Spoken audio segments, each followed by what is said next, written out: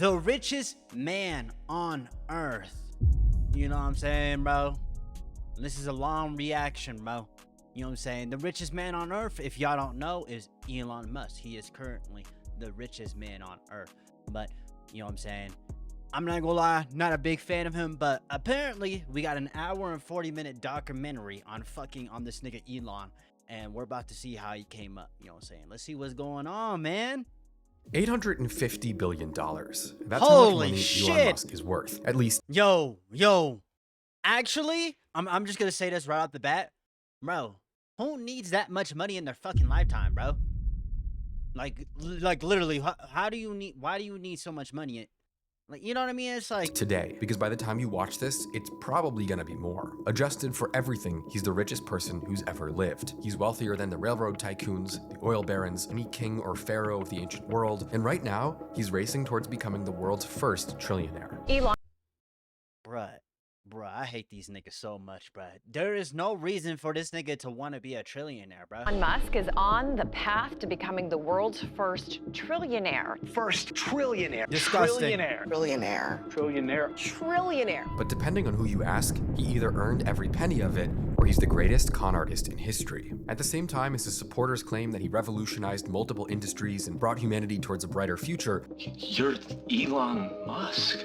there are more people who call him a narcissistic fraud. Make it He is a fraud. one guy a trillionaire is insane. At the same time as his company set new records and he gets richer and richer than ever before, his dealerships burn as protesters march against him. And so the question is simple. What does Elon Musk's status as the wealthiest person in history, with a net worth that races ever closer to $1 trillion with each passing quarter, actually mean? Does his influence and wealth represent progress and ingenuity, or corruption? This picture. Yo, this nigga, bro. Yo, I hate this nigga so much, bro. and excess? You people have called you the real Tony Stark. Are you sincerely trying to save the world? Behind the manic No. media coverage on all sides, No. from those who call him a savior to those who claim he just might be the devil, Noise for the richest man in the world. who really is the richest man in the world? This video is sponsored by Incogni. The thing is though, why does it matter though? At the end of the day, like, why does somebody think about it, bro? Like, genuinely, what is, he has so much money, like, you like, no human needs more than, at most, if we're talking about like wealthy status, at most $10 million, bro. After that, bro, you really don't need that money, bro. If I'm just gonna keep it a beat, you really don't need you don't need to be a billionaire, bro. You know what I'm saying? And we all know what happens when you become a billionaire. You know what I'm saying? They start getting into some freak shit. The best tool you can use to maintain your online privacy in a world designed to make that more difficult than ever. Go to incogni.com/Volksgeist and This may video. have been born in South Africa, thousands and thousands of miles away from what people typically consider the Western world. But his family was not originally from there. In fact, Of course. they only moved there 20 years before Elon was born, with even his own mother not being born in South Africa either. And the reason for that is so ironic that it's honestly kind of hard to believe. Elon Musk's maternal grandfather was a man named Joshua Norman Haldeman. Haldeman was born in 1902 in Minnesota, with his family having moved to America from Switzerland in the 1700s. And he would live a very strange life. When he was 3 years old, Okay. his father was diagnosed with diabetes, which led his mother to attend chiropractic school in hopes of curing him. And that would lead to his parents moving the entire family north to Canada to look for new opportunities, where his Okay. mother would become the first licensed chiropractor in Canadian history. Haldeman grew up to become a chiropractor himself, although in his late 20s he got into farming before the Great Depression and a subsequent drought. Hold on a second. Did Elon Musk do the same shit? Hold on. Look. When it comes to these billionaires, these ultra wealthy ass people, even the politicians, they really just be copying from other people, bruh. They really don't know what the fuck they doing, bruh. If I'm just gonna keep it a bean, bro.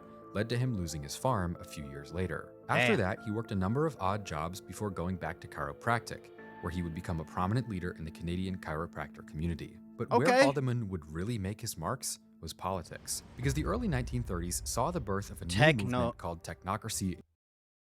Yeah.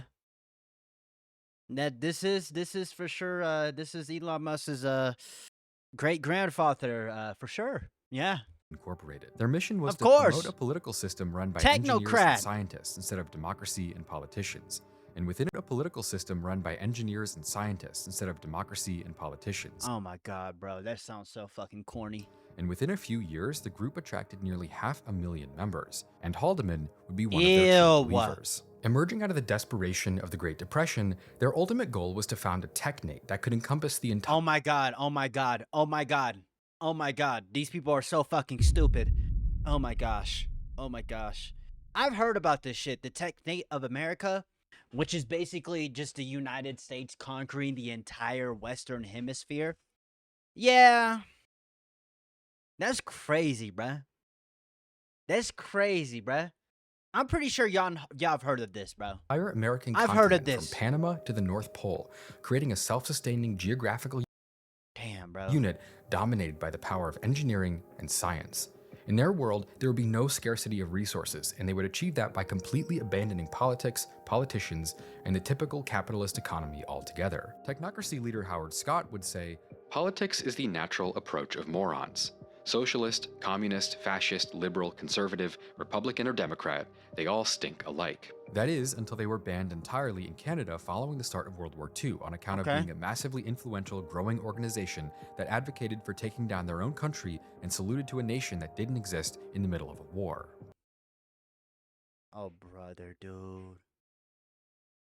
Wait, so here's the thing, right? This has been going on for over a century and a half.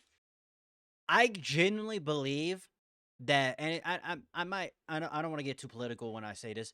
You know how there's secret societies that run America, which is a global empire, right?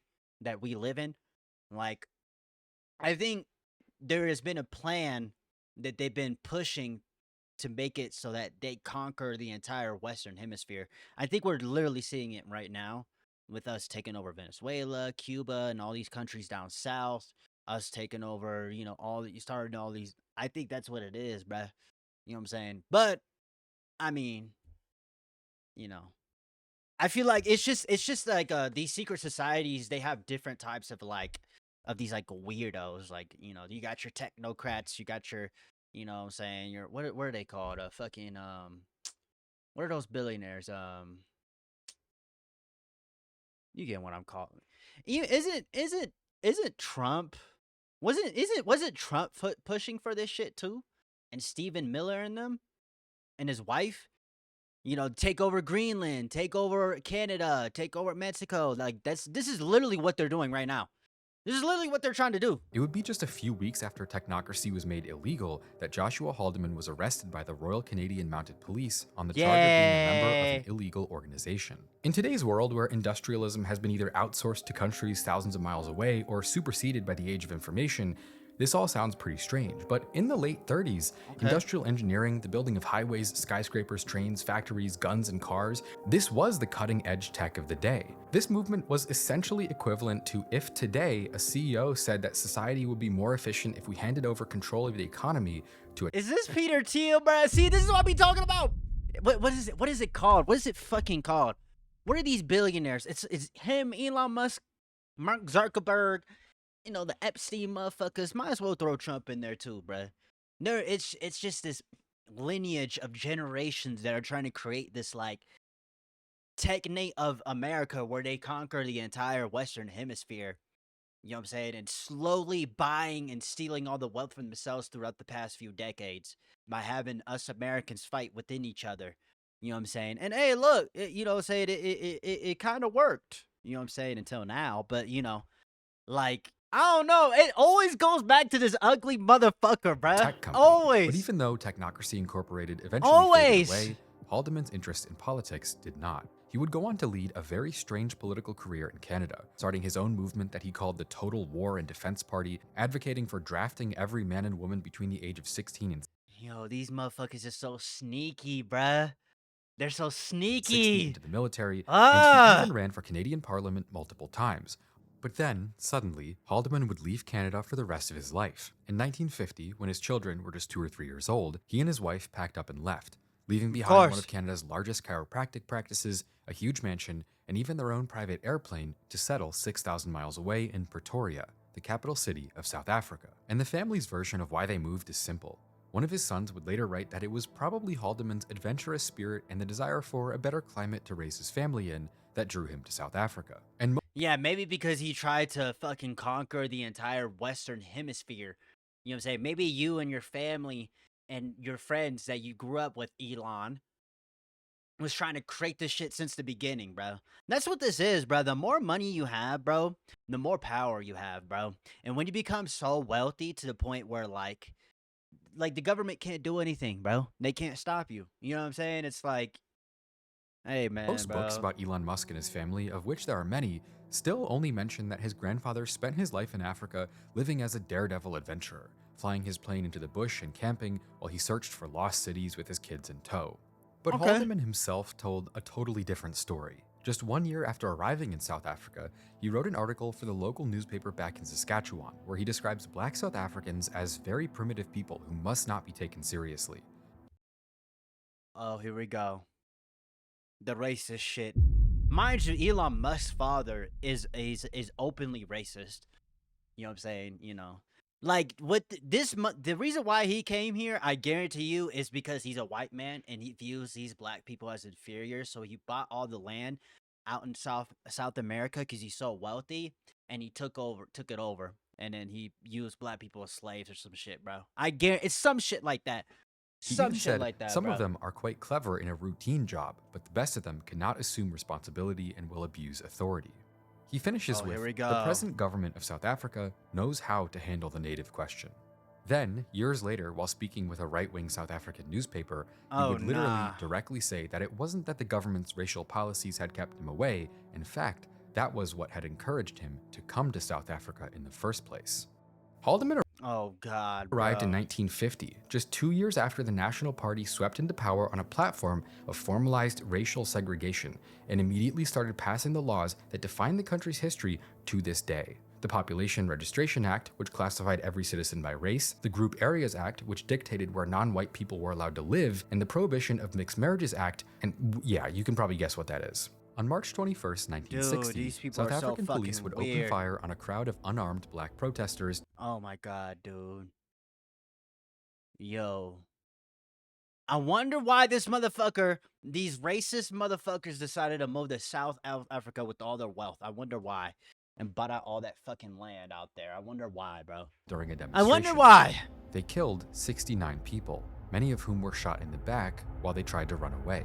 Wow. Shortly after that, the United Nations passed Resolution 134, the first official condemnation of apartheid, which marked the beginning of decades of international outrage and isolation for the South African government. But while the rest of the world looked at South Africa and saw tragedy and horror, Haldeman called it a conspiracy. In response to the international conspiracy to establish a world dictatorship and the menace to South of Africa. You know what's funny? I feel like he's genuinely talking about him fucking self. outcry around the massacre, he wrote, The facts of history show that the white man has always developed the country he inhabits to the benefit of all concerned. he would write that That is the biggest bullshit I've ever heard. Black people discovered nothing, not even the wheel. Bro. Yo, he's just a racist white supremacist retard, bro. He literally is. He's probably the same person that probably thinks that white people created math. You know the Arabic numbers? You know, 0, 1, 2, 3, 4, 5, 6, 7, 8, 9? You know the Arabic numbers? Right? Like, no, bro. White people did not create everything. And you know what's crazy? Africans actually taught white people how to take showers. That's part of the reason why they got sick and shit from the Black Plague and shit. Because white people didn't take showers and shit, bro. That was a fact, bro. he would describe apartheid South Africa as being Ah, the those leading white savages. Christian Ah. civilization for Oh, all here we go. of humanity. For the next 15 years, Haldeman wrote books and essays claiming that vaccinations, Oh, wow. Look at this, bro. Bro, where's my mouse at? Look at this shit, bro. Greenland, the entire, like, bro, it's so fucking crazy. man. fluoridization of water, and health insurance were all tools of a global conspiracy operating in every country on Earth. His own son-in-law, Errol Musk, would later go on record saying Elon Musk is Elon Musk's father, that Haldeman who literally had sex with his own stepdaughter, and his wife were got her pregnant, and then started messing with the fucking baby. fanatically What in the favor fuck? of apartheid, and that they used to support Hitler. This isn't information that books or documentaries about Elon Musk often include. Probably the most well-known book about Musk's life, written by Walter Isaacson, gives Haldeman only a page and a half of details, calling him a daredevil adventurer and describing his politics as quirky. On the day Haldeman died in the mid-1970s, having accidentally crashed his plane into an electrical line, his grandson Elon was just 2 years old. And despite the fact that he was too young to remember his grandfather at all, that doesn't mean he wouldn't grow up without the shadow of his grandfather's beliefs and actions. Oh yeah, we know. We know. We know exactly how this motherfucker Looming is. large over his life anyway. Elon Musk was born in Pretoria in 1971, the eldest child of Joshua Haldeman's daughter May, who herself had a successful career as a model and a dietitian. And Elon Musk grew up very rich. His father, Errol, was the youngest person to earn a professional engineer's degree in South Africa, and when Elon was a child, his real estate business was booming as he developed office parks and apartment buildings all over South Africa's capital Of course he fucking did, because was born into fucking wealth. region. By the time Elon was 8 years old, his Oh, family man. lived in one of the biggest houses in Pretoria, and the story goes that his Oh, father had become man. so successful that he owned 2 homes, a yacht, a plane, 5 luxury cars, and a truck. His father would later say, We were very wealthy. We had so much money at times that we couldn't even close our safe. but Elon's father was far from perfect or even kind, because Elon's childhood of extraordinary privilege would also be accompanied by extraordinary cruelty. Violence would define Elon Musk's childhood, with his mother telling stories about her ex-husband punching her while he was driving, with 5-year-old Elon Musk standing between the seats of their truck, hitting his father's legs and trying to make him stop while their other kids cried in the back seat. During their divorce proceedings, which weren't even possible until 10 years later because she had to wait for voluntary divorce to be legalized in South Africa, Errol would reportedly go looking for May at friends' homes with a knife in his hand. But when it came time to decide Yo. Errol Musk, bruh, he's such a fucking cornball. Why did I see an interview of him talking about how like he's a racist. He's like openly racist. Man, you know what makes it worse? He's like a boring racist. Like, you know what I mean? Like, he's just one of them boring ass racist ass niggas, bruh. He ain't provide nothing to society, bro. which parent he would live with, Elon Musk made a decision that in many ways would define the rest of his life. He would choose to stay with his father because, in his words, his childish mind thought that his dad needed company to be happier.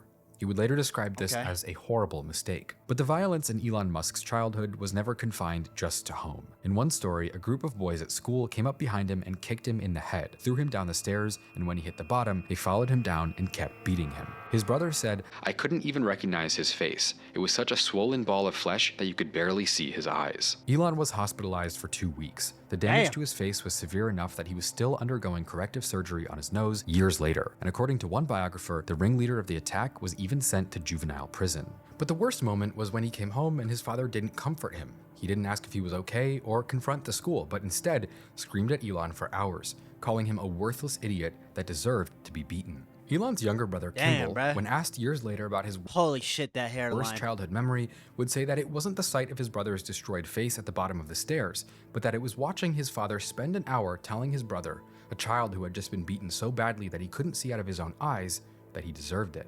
In 2017, during an interview for a Rolling Stone cover story, Musk would call his father a terrible human being, describing him as someone who constructs carefully thought out plans of evil.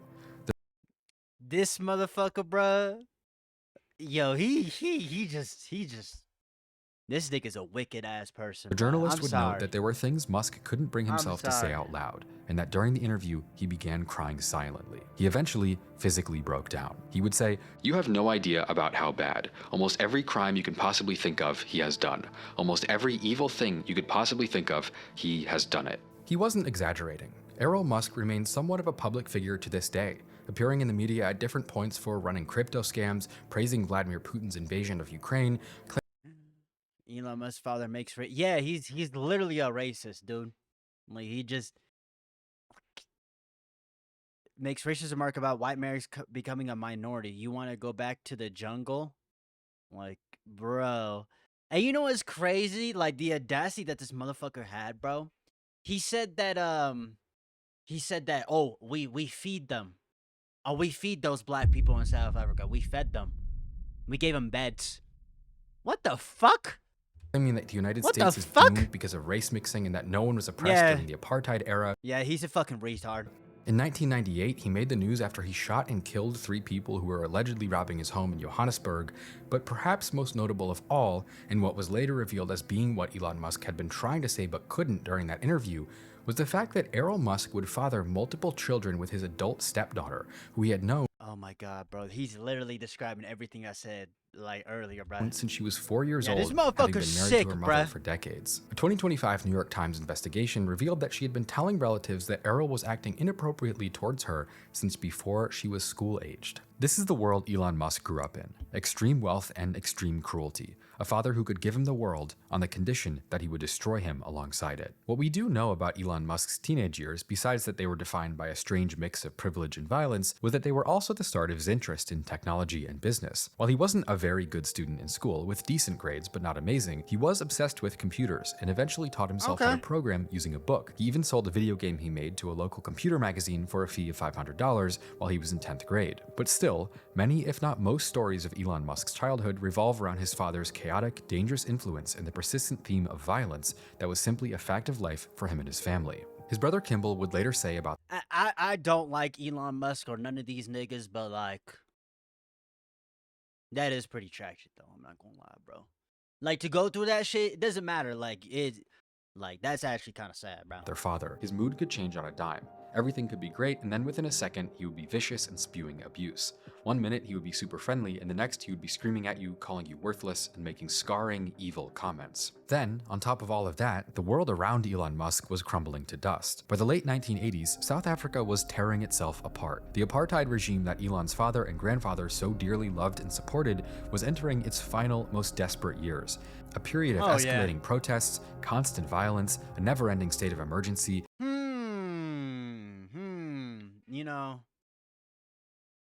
But I guarantee you how Elon Musk's father views this shit, these motherfuckers, bro. Black people, bro. He's like, oh, they're acting ghetto and unruly. Like, no, bro, they're fighting for their fucking rights. You know what I'm saying? Like, what the fuck? Oh my god, the volume has been on max the entire and time. increasingly brutal crackdowns by a government that was losing internal control and being externally isolated at the same time. For Elon Musk as a teenager, this meant war, literally. The South African government in the 1980s enacted mandatory conscription, forcing all young men into 2 years military service as soon as they finished school. And during the final years of apartheid, that meant being deployed into black townships to enforce state-mandated racial violence with no chance of opting out. But we fed them. We fed the black people. We fed them. We fed them, y'all. Hey, y'all, we fed them and gave them beds. Like, fuck you. You could serve and go to fight and kill black people or go sit in prison. During a 2013 interview, after being asked if he had served in the army in South Africa, he would explain that he had left instead because he didn't want to spend years oppressing black people. No, I left at 17. Well, in part, in order to avoid conscription into the South African so you army. left so that you didn't have to do the army. You know, spending 2 years. Yeah, I don't think it really had anything to do with like him caring about black people. I think it really just had more to do with it. Like, I don't want to fight and die to a bunch of fucking, you know what I'm saying, protesters, bruh. You know what I'm saying, bro? Like, let's just give it a bean. You don't want to fight and die in war, bruh. Like, and it's all good. You know, if I was him, I'd do the same shit. Oppressing black people didn't seem to be a great use of time. I think that's... And so Elon Musk ultimately would leave South Africa forever at the age of 17, reportedly because number one, he felt his ambitions with technology would be better supported in America, and that number two, he didn't want to participate in the country's mandatory military service that would have forced him to become a part of the apartheid regime. And this is where, depending on who you ask, two very different stories about the life of Elon Musk began. According to Elon Musk, he left a violent home in a violent country with nothing and built himself from zero while he was still a teenager. In a 2023 podcast interview, he described his upbringing as lower income transitioning to middle income. In other interviews, he would say, "Oh my god, bro. Oh, hell no, man. What the fuck, man?" Look, I get he got a terrible father and shit like that, bruh, but like, You was literally born into wealth, my boy. Things like, I arrived in North America with almost nothing, or that he worked his way through college with tens of thousands of dollars in student debt. And parts of that are true. Elon Musk really did Okay. fly across the world to live in Canada, a country he had never visited. He literally did the same shit his grandfather did. His great grandfather did, bro. Literally just did the same shit. But I mean, hey, bro, like, what else are you gonna do, bro? When he was still a teenager. He brought with him only $3,000 in cash and literally did work on farms shoveling grain and cleaning boilers for $7 an hour when he first got to North America. But the idea that his family came from nothing, that isn't real at all. Like I said, Elon Musk grew up in what was called the largest house in the city. His family traveled to Hong Kong and Europe when he was a child. His father owned a yacht, a plane, 5 cars, and his grandfather was similarly well off on top of that. And it wasn't just about being rich. Elon Musk grew up in a country where non-whites were legally, literally oppressed. Ultimately, the most honest thing I can say about where Elon Musk came from is that he grew up with every advantage a person could possibly have in life. But Literally. I mean, yeah, he did have a terrible, like, family and shit that treat him like shit, but like, bro, you was born in fucking wealth, my nigga, Like, I get it, like, maybe he was trying to, like, distance himself from his, like, father and shit. Like, I get that, but it's like, still, bro. Like, come on, bro. none of the emotional stability it takes to turn a child into a functional human being, being constantly beaten and berated during his entire childhood. To what degree this experience would define the rest of his life is up for debate, but it's not hard to see how this kind of environment might produce someone with limitless ambition and little to no framework for how to use it. And so after a year of working at lumber mills and staying with a distant cousin from his mom's family, 18-year-old Elon Musk was able to get into Queen's University, a small college in a small town in Ontario. 2 years after that, he transferred to the more prestigious University of Pennsylvania, where he earned 2 degrees in physics and economics. Friends from college would describe him as intense to the point of being almost alien. His college roommate, who he bonded with over growing up in a foreign country and not having friends in America, described it as, when Elon Musk gets into something, he develops a different level of interest than other people are capable of. He's obsessed with it. He was accepted into Stanford University in California to get a PhD in material science. But the story goes that Elon Musk never actually enrolled and instead stayed in the US without residency or citizenship to try and catch a wave that was rising quickly as the late 90s turned into the 2000s. In the mid to late 90s, adoption of the internet was spreading like wildfire. With American computer ownership going from 10% to 40% in the 90s, venture capital firms started clamoring to invest in internet-based platforms. In the late 90s, it was just shockingly easy to seek out millions or even tens of millions of dollars of capital to build an online company that may not have even had a clear path to generating real revenue. This growth was happening primarily, if not purely, because of the viral appeal of the tech itself, not unlike, let's say, our generation's crypto bubbles or even the rise of AI agencies that's happening right now today. And honestly, most companies that came out of this period were worthless pieces of garbage that blew through hundreds of millions of dollars of investors' money while running insane marketing campaigns only to fail 2 years later when they couldn't even figure out how to make enough money to keep their lights on. Yo, what the fuck is this? In the end, during the dot-com bubble, the American stock market went up by almost 600% in just a few years, only to lose all of its gains and crash completely back to where it was in the beginning within 1 year of the dot-com peak. But either way, at the time, one thing was certain. A gold rush had begun. It had never been easier to show up in San Francisco, pitch an idea, and be handed $2 to $3 million just to try and make something happen. And so Elon Musk was only one of thousands of people who were interested in tech and willing to do whatever it would take to grab his own piece of the dot-com pie. Even if, for him, he could be banned from the US for decades, if not facing jail time for leaving school and starting a company when he wasn't legally authorized to work in the US. But when you fast forward 7 years, he's not banned from the US, he didn't get deported. Instead, he's worth $200 million. This nigga basically got away with this shit, bruh. And most He basically he scammed his way to the fucking top. That's insane, bro. Like, you know what I'm saying, bro? people like, who talk about the early days of Elon Musk's career tell one of 2 very extreme stories.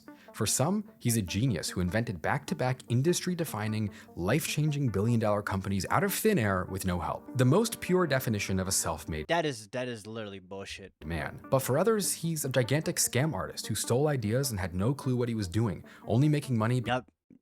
This nigga, no, bro. I'm telling you right now. If you support Elon Musk, you are fucking retarded. This nigga is a scammer. He is a con artist. This motherfucker, he does not know what he's doing. He scammed his way to the top, bro. He cheated the system, right? Now, to be fair, you could say he's smart because of that. Like, cool, whatever. But it's like, still, like, he basically, like, Like he basically cheated to the top, bro. Like he scammed his way to the top. because he got lucky by being in the right place at the right time. The reality, of course, is more complicated than either of those two. I would say, like, I'm not saying like Elon Musk did it, like he didn't work for it, but like he definitely didn't do it by himself. You know what I'm saying? Like he had a lot more help than I think that he's letting on. Simple You know what I mean? avenues. Elon Musk's first company, which he named Zip2, was shockingly simple. It was a website that combined the idea of MapQuest and the local business listings you'd see in old phone books.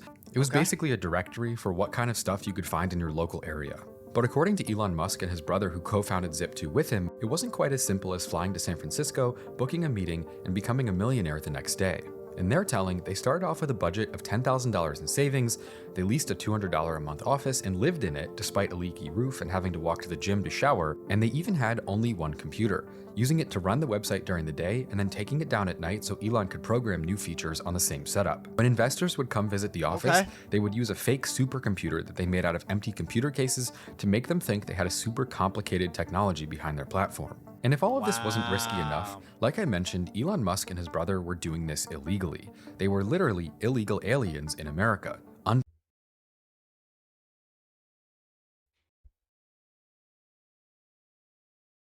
This is the shit I be talking about, bro. And then you look at how these motherfuckers are today. They're like, we need to deport these people. We need to deport them. Nigga, you was a whole ass illegal immigrant the whole fucking time. No, these people, they scam. They're con artists, bro. And they squeeze in and try to get any way. And to be fair, I mean, I don't blame Elon Musk. Like, tell you shit. But it's just like, bro, what? Documented migrants. And early investors would later talk about how it was a legitimate concern that the Zip2 co-founders could have actually been thrown out of the country at any moment while working on the company. Eventually, though, Zip2 attracted enough attention to earn a $3 million venture capital investment. And within 2 years, it's funny because he not gonna get thrown out. He's white. They would partner with over 150 newspapers, including the New York Times, Esquire, and the San Francisco Chronicle, among many others, becoming known as a major component of the US newspaper industry's response to the internet boom.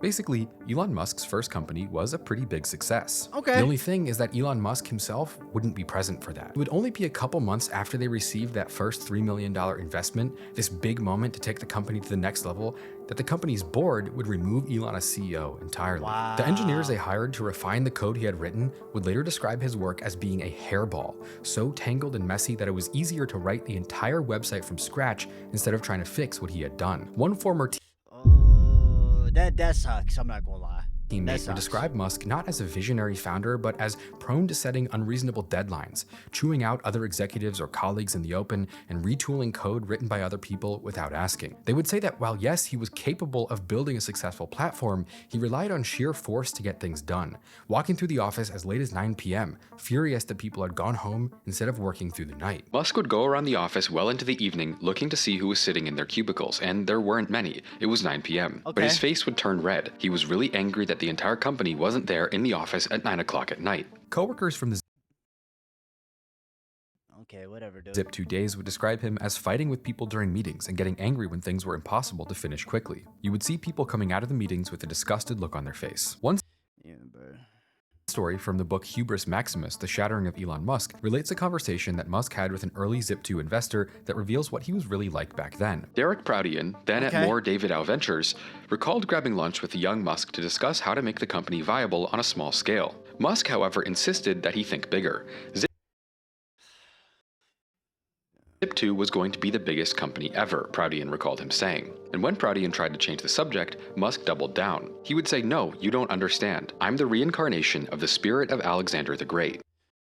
Oh, here we go. Oh no, bruh. Oh no, here we go, bruh.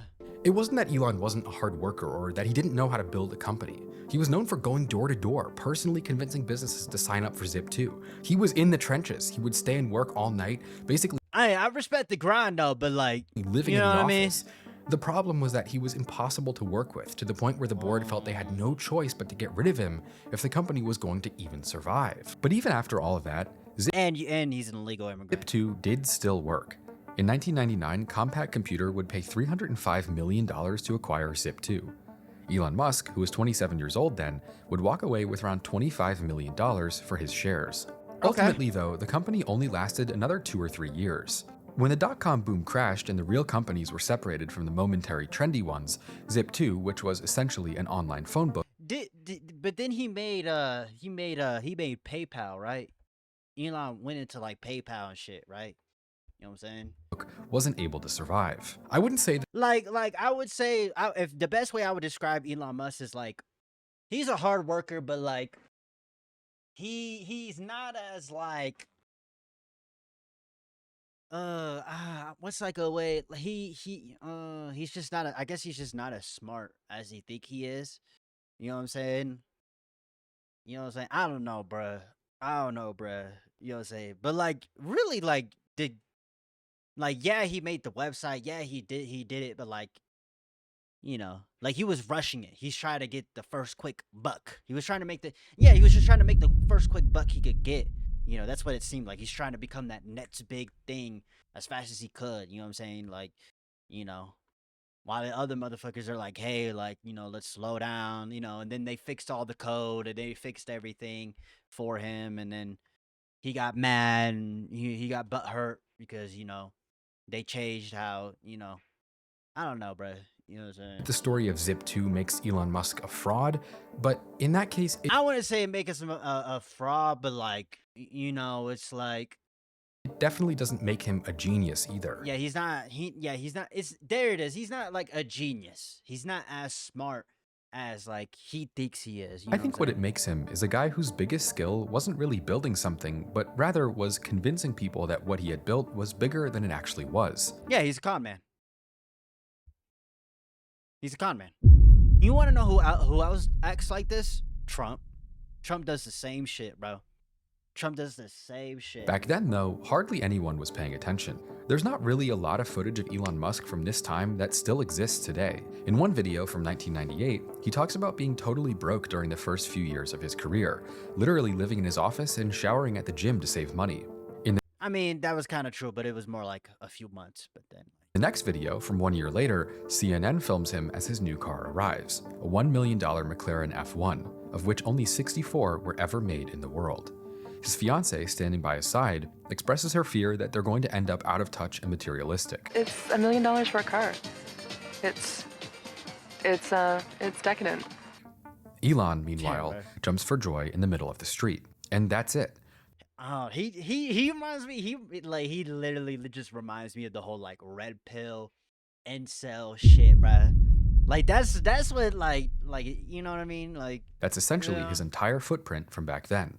Elon Musk wasn't on TV because there were thousands of people just like him, and most of them are completely forgotten today. Some of them took their payouts, bought nice cars, some retired early, some still work normal jobs in tech right now. Only one of them ended up the richest man on Earth. Yeah.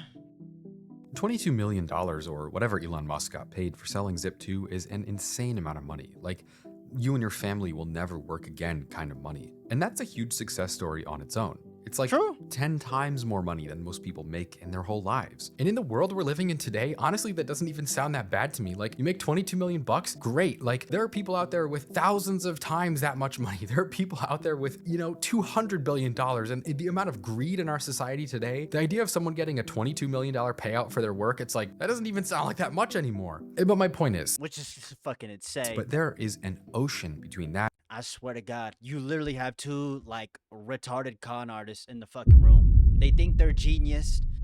They're narcissists. They literally, bro, I mean, they don't even get along with each other. But I feel like the reason why they don't get along with each other is because they act the fucking same. You know what I mean? Like, and what Elon Musk is worth today, it's literally not comparable at all. Elon Musk, though, would do none of that. Instead, he would put almost every penny he had into starting yet another company. Just a few weeks after Zip2 was acquired, Elon Musk incorporated a company called X.com. The vision was massive. This time, Elon wasn't just talking about a website. He wanted to build an entire financial system on the internet.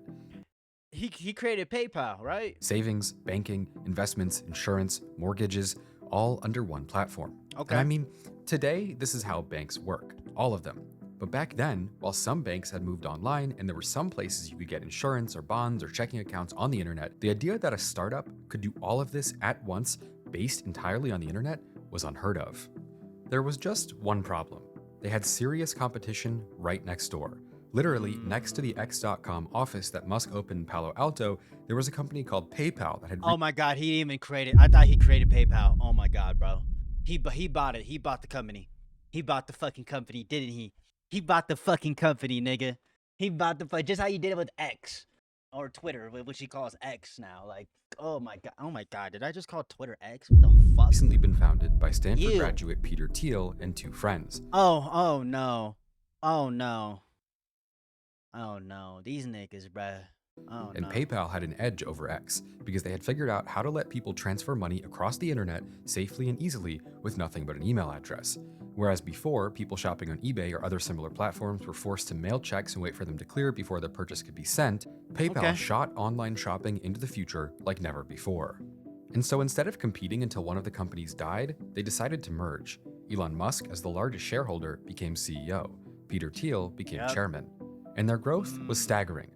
Oh, I hate this nigga Peter Thiel. He's just in the background and shit, you fucking weirdo ass nigga, On the day they merged, PayPal and X.com had 12,000 users combined. But thanks to a deal that came shortly after, making them the default payment method on eBay, they would reach 2 million users within 6 months, making them by far the biggest online payment platform in the world. By this point, the dot-com bubble had burst, and they were still succeeding. At the same time, though, the company was on the verge of death, because the dot-com bubble had burst and they were still succeeding. This was not a good position to be in. They had been handing out big cash bonuses to new PayPal accounts, basically spending every dollar they had to grow the user base as fast as they could. But almost overnight, raising new money to keep the growth going became impossible. The tone of the market changed dramatically. Cash became hard and then impossible to raise. On top of that, Dude, that just shows how retarded these fucking billionaires today are, bro. Like Peter Thiel, Elon. It just shows how fucking stupid they are, bro.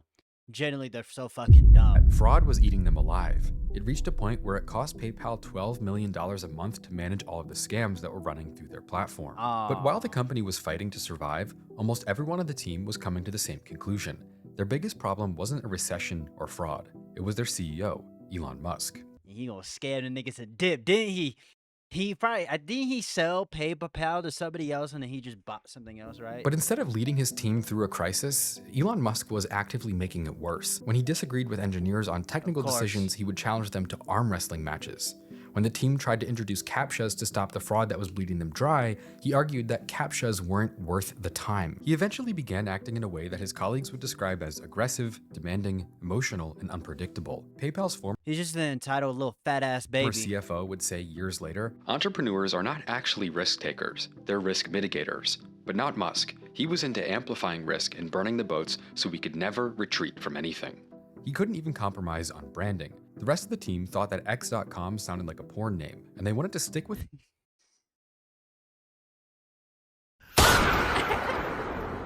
They said, nah, that shit sounds like a porn name. Ironic, coming from, you know, Elon Musk, who's a literal incel. the name people actually knew, PayPal. Elon Musk refused. The story of what PayPal even was is the same. While it was achieving massive popularity as a simple money transfer app, Elon Musk wanted to turn it into the 10 times more difficult and risky to pull off full-service banking ecosystem before they were even making a profit. The story goes that he couldn't get through a single meeting without making an enemy. He would put everything on the line every time and then alienate the same people he needed to make it work. By the end of the first year, they were just months away. It kind of sounds like I said, he really does act like Donald Trump. Yo, Donald Trump, Peter Thiel, and all them, they literally all act the fucking same. They are perfect. And that's part of the reason why they don't get along and shit. You know what I'm saying? You know what I mean? Away from going bankrupt and losing it all. And every single person he was working with felt that they were doomed if they couldn't put someone other than Elon Musk in the CEO chair as soon as humanly possible. And so in September of 2000, while Elon Musk was on his honeymoon in Australia, the team came together while he was still on the plane and they organized for the board to remove him as CEO. They unanimously replaced him with Peter Thiel, who agreed that Musk was too risky and uncontrollable to lead a company. And so for the second time in his career, Elon Musk was I removed fucking hate Peter Thiel so much. from a company he helped build. And this was only the beginning of a very dark period in his life. 3 months later, he and his wife tried to take another honeymoon after he had to fly home when he got kicked out of PayPal during the first one, only for him to contract a severe strain of malaria that would nearly kill him after he got misdiagnosed. The story goes, though, that while he lay in a hospital bed in Africa, with doctors telling him that he was 24 hours away from being unrecoverable, he took out a $100 million life insurance policy on himself with PayPal as the beneficiary, so that if he didn't survive, the company wouldn't go bankrupt. Then, in the spring of 2002, he and his wife Justine's firstborn son died of sudden infant death syndrome at 10 weeks old. His wife would later write, That's like I said, I hate this motherfucker so much, but like, that's rough, dude. Like, that's actually, it's still rough though at the end of the day. Nevada went down for a nap, placed on his back as always, and stopped breathing. By the time the paramedics resuscitated him, he had been deprived of oxygen for too long. But then, just a few months later, PayPal would finally emerge from the dot-com crash alive and be acquired by eBay. With Elon Musk having kept his 12% of the company through all of the corporate drama, his payout would be more than $175 million. Max Levchin, a PayPal co-founder, would later say, "One of Elon's greatest skills is his ability to pass off his vision as a mandate from heaven." At the same time, though, shut the fuck up. Max was one of the co-workers who voted to remove Elon Musk from Yeah. Shut the fuck up, nigga. PayPal in the first place. And so at the Nah, nigga. Shut the fuck up, nigga.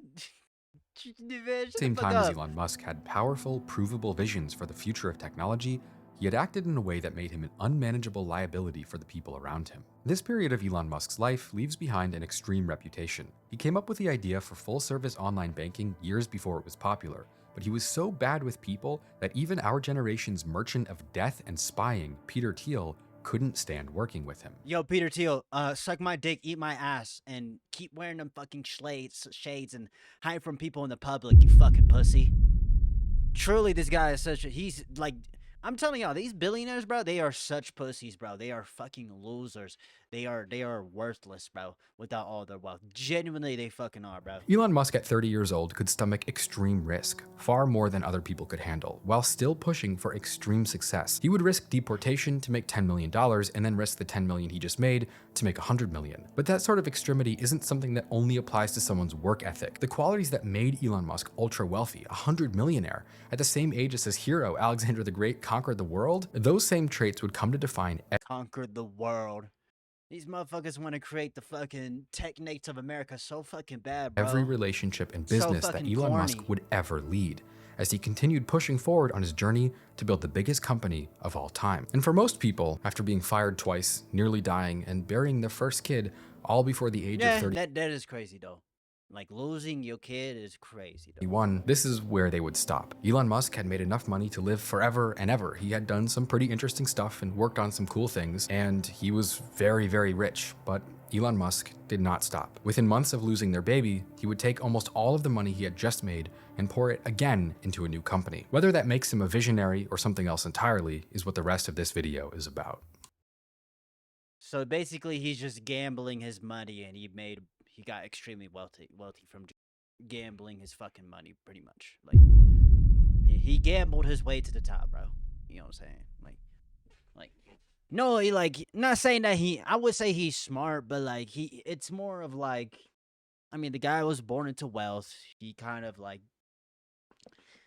he's a risk taker, you know, like he's extreme, bro. It's all like, to these billionaires, it's all like it's a number game. It's like, how much money, it's like a score count. Like, how much more money can I make? You know, that's all it is, bro. They're not smart. You know what I mean? Like,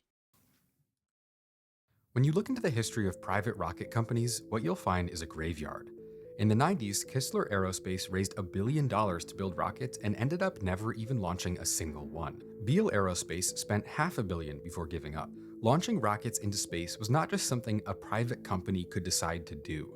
But the story goes that Elon was one day poking around on NASA's website, looking to see if they had a timeline for a mission to Mars, only to be shocked when he found there was nothing.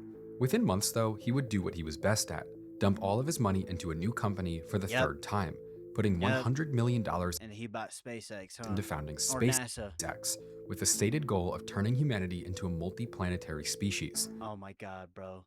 These motherfuckers, they don't know what the fuck they're doing. They're just grifters, dude. They don't know what they're doing. This, like I said, we would be on Mars by like 2025 or 2030 or some shit. We're not even close to that, bro. And then these motherfuckers, because they can't do anything to benefit humanity, they run into our government.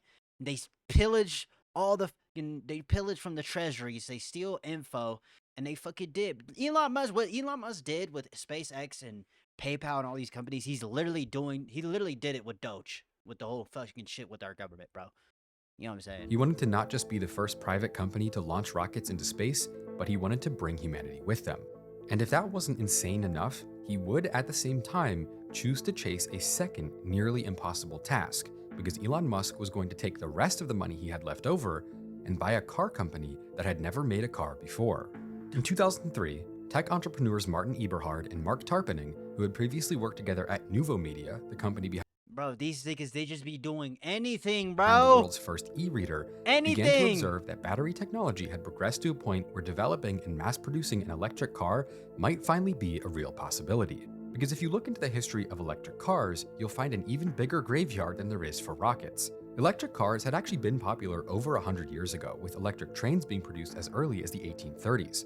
Around the did not know that. 1900s to the 1920s, electric cars even competed with early gas cars, with President Woodrow Wilson and his Secret Service famously touring Washington, D.C. in electric vehicles back in 1915. American car maker Studebaker, known for beautiful designs in the 1950s and 60s, actually got started out as an electric car company as well. Oh, wow. But eventually, gas cars began developing much faster with regards to speed, power, and range, and electric cars fell out of favor in the early 1920s. As technology progressed, though, car companies started trying again. In the early 90s, General Motors made an entire electric car start to finish that they ended up never putting up for sale. And Ford, Honda, and Toyota all began developing but didn't finish their own electric car platforms during this time. It just wasn't efficient. It just wasn't efficient. That's why they couldn't do it. As well. It wasn't that we didn't know EVs would be better than gas cars in a lot of ways. We knew they could be way more efficient, but it was just that batteries weren't yet good enough to be competitive with regular. Yeah, I mean, like, the batteries probably couldn't hold as much of a charge back then compared to, like, today. You know what I'm saying? Regular gas cars. But Martin Eberhard and Mark Tarpenning did it anyway. Founded in 2003, they called it Tesla, and their mission was to make not just any old electric car, but they wanted it to be really nice. Being from Northern California, they knew that wealthy people would often have a very specific combination of cars in their driveways. Not just a luxury car, a BMW or Lexus or Porsche, but a luxury car and a Prius. A car that was cheap and simple in comparison, but did the very important job of signaling to the people around you that you were environmentally conscious and pragmatic. They knew that if you could make a car that The thing is, though, like, as much as, like, we make fun of Priuses, they actually are pretty decent. Not gonna lie. They are. I heard they're, like, super expensive to, like, fix, though.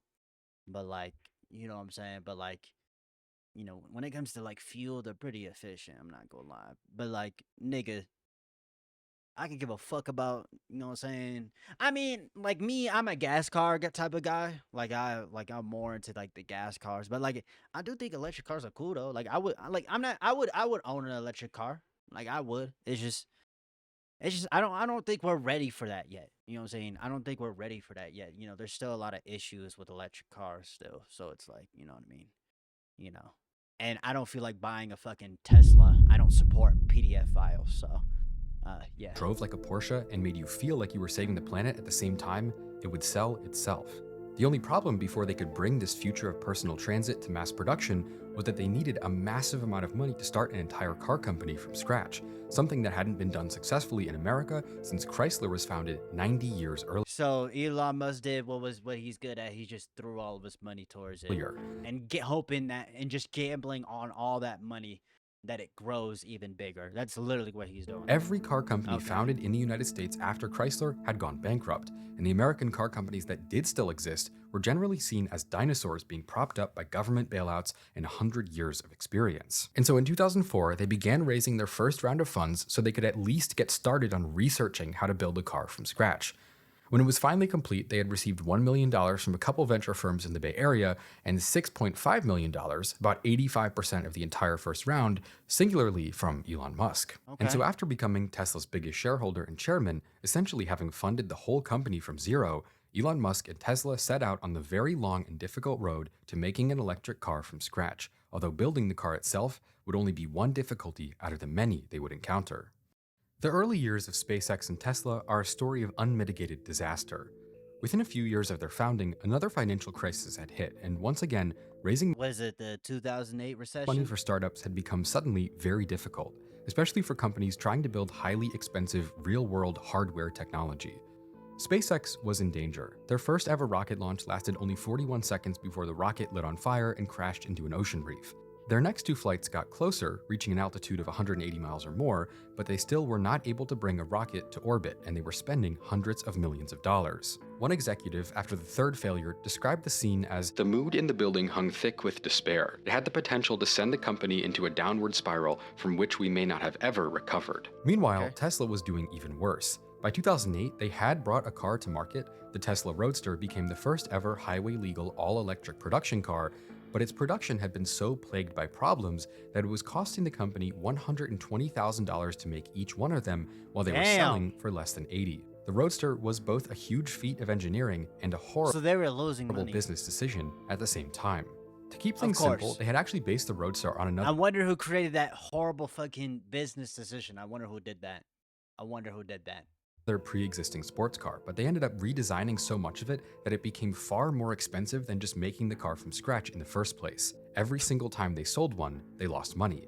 Tesla had no way to bring in any profit at all. Employees from Tesla or SpaceX at the time would later say that there was probably a 90% chance of both companies failing completely, and that the Damn. dream of bringing more sustainable cars and creating space technology would probably be lost forever. By the end of 2008, both companies were totally out of money, and they were just a few weeks from shutting down. SpaceX rockets were exploding over the ocean, while Tesla burned all of their cash on selling a car for less money than it cost them to make. Elon Musk was Yeah. ultimately forced to split all of the money he had left between both companies so they could continue paying employees while they figured out what to do. Then, on December 23rd, 2008, NASA called to award SpaceX a $1.6 billion contract for 12 cargo resupply missions to the ISS. This was their Okay. first legitimate revenue, just days before they were going to go completely broke. The day after that, on Christmas Eve, Tesla closed an emergency funding round. The money came through just hours before they would have had to shut their doors for good. And so they were ultimately I forgot that this nigga Elon Musk literally got a fucking hair transplant. He looks crazy. pulled back from the He still looks crazy today. edge of total He looks alien now. collapse. Thanks to government funding and investors, the dream of going to Mars and creating sustainable cars was alive. But what it had cost in every way but dollars is what this story is really about. Okay. It's easy to Here we see the go. story through Elon's eyes as a story of risk and sacrifice.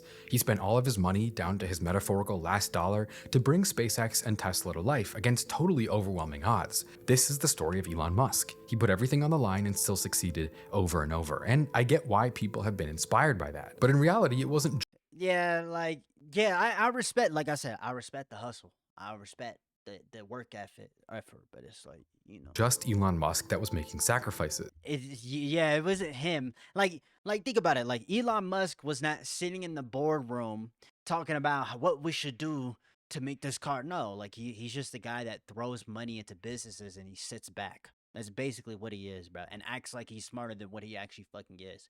That's who Elon Musk is. That's who a lot of these billionaires are, bro. They gamble their money, and you know what I'm saying, and they get lucky, bro. That's literally Yes, what it he is. went through immense And they get bailouts. struggle for his work, but for the people working under him, the struggle was often even greater than that. Stories about what it was like to work at SpaceX are brutal. Workers stayed in the factory for 80 hours a week, while field engineers Wow. would live isolated on a tiny chain of islands in the Pacific Ocean for months, building rockets thousands of miles away from home while their projects failed over and over again. There were That's even some crazy. instances where they got stranded without supplies for weeks at a time. But it wasn't just exhaustion either. That maybe you could understand for the sake of science and progress. Over the years, though, Reuters would document more than 600 unreported workplace injuries at SpaceX. Crushed limbs, amputations, electrocutions, head wounds. One worker, a former Marine named Lonnie LeBlanc, died on site after being blown off a trailer in the wind. And at Tesla, it was a similar Wow. story. The same drive that pushed Elon to risk his last dollar on the company also meant that he treated the people designing and building the cars as expendable. Years Of course he did. later, investigations would reveal that early in Tesla's history, over 100 ambulances were called to the factories in just a few years, and that management had been deliberately keeping It really just shows how fucking, and not even just how sociopathic these, like, a lot of these, not just Elon Musk, but a lot of these billionaires are, but it shows how stupid they fucking are. injuries really off the does, books. bro. And if Tesla It's didn't start out crazy. as Elon Musk's own company, it ended up that way regardless. It would only Okay. be a few years before the relationship between Musk and Tesla's original founders completely fell apart. At first, Eberhard had been CEO, while Tarpening worked as vice president of electrical engineering. Musk himself worked actively in the company, overseeing product design of their first car, the Roadster, but he was not involved with day-to-day business operations. Of course he fucking wasn't. He's not, bro. Elon Musk is not a scientist. He's not a smart businessman. He's a guy who got lucky and just starts throwing money into another business when the other one fucking collapses behind him. Like he literally destroys the companies that he creates or he joins into, bro. Every single fucking time, bro. Every single time. Just how just how he went into the government and fired all those fucking government workers and Doge and started stealing info from our, fucking government and shit, bro. Like he's just stealing. He's just, you know what I mean? Like these people, they don't know what the fuck they're doing. But before they could even get to the point where the Roadster was losing money, It's really all about power and wealth. Wealth is power, but you get what I'm saying. It's all about power, bro. It's all about stacking that number higher and higher and higher, bro. on every sale, Eberhard would be pushed out of the company completely, and Tarpening followed within 6 months. A year after that, Elon Musk filed a lawsuit and paid a settlement to be allowed to call himself the co-founder of Tesla. And so he was not just CEO, not just an early investor, but he was willing to take it to trial to gain the right to take credit for the company itself. If you Of course. listen to Elon Musk's side of the story about the early days of Tesla, the original founders ended up in over their heads and had caused the Roadster to face serious delays and financial problems. On the other hand, though, it's been written that Musk had such specific demands for what the Roadster should be that it was impossible to make it with the realistic limitations their small company He's a fucking was retard. faced with. In early press accounts, Eberhard was often referred to as Mr. Tesla, and Elon Musk would be called an early investor, which reportedly did not sit well with Elon Musk. And no, seriously, Elon Musk is literally mad because he thinks like you're just an investor. These billionaires, they're not smart. They're just investors. They go to these business, they throw money into them, and then they crash them. They steal from what's left of that business and they move to the next company, bro. You know what I'm saying? Just so they can be viewed as revolutionary and look like a god, right? Like 20 years later, Elon Musk still attacks Eberhard online. Even up course he until does. just last year, he would tweet things about how Eberhard was the worst person he ever It's crazy how he literally owns the platform. He only gets like 5,000 fucking likes.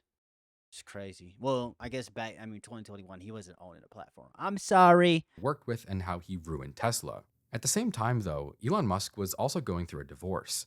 In 2008, his wife Justine left him, later saying that he treated her like an employee, telling her, course. if you were my employee, Bro, I'm telling you niggas, who does he remind you of?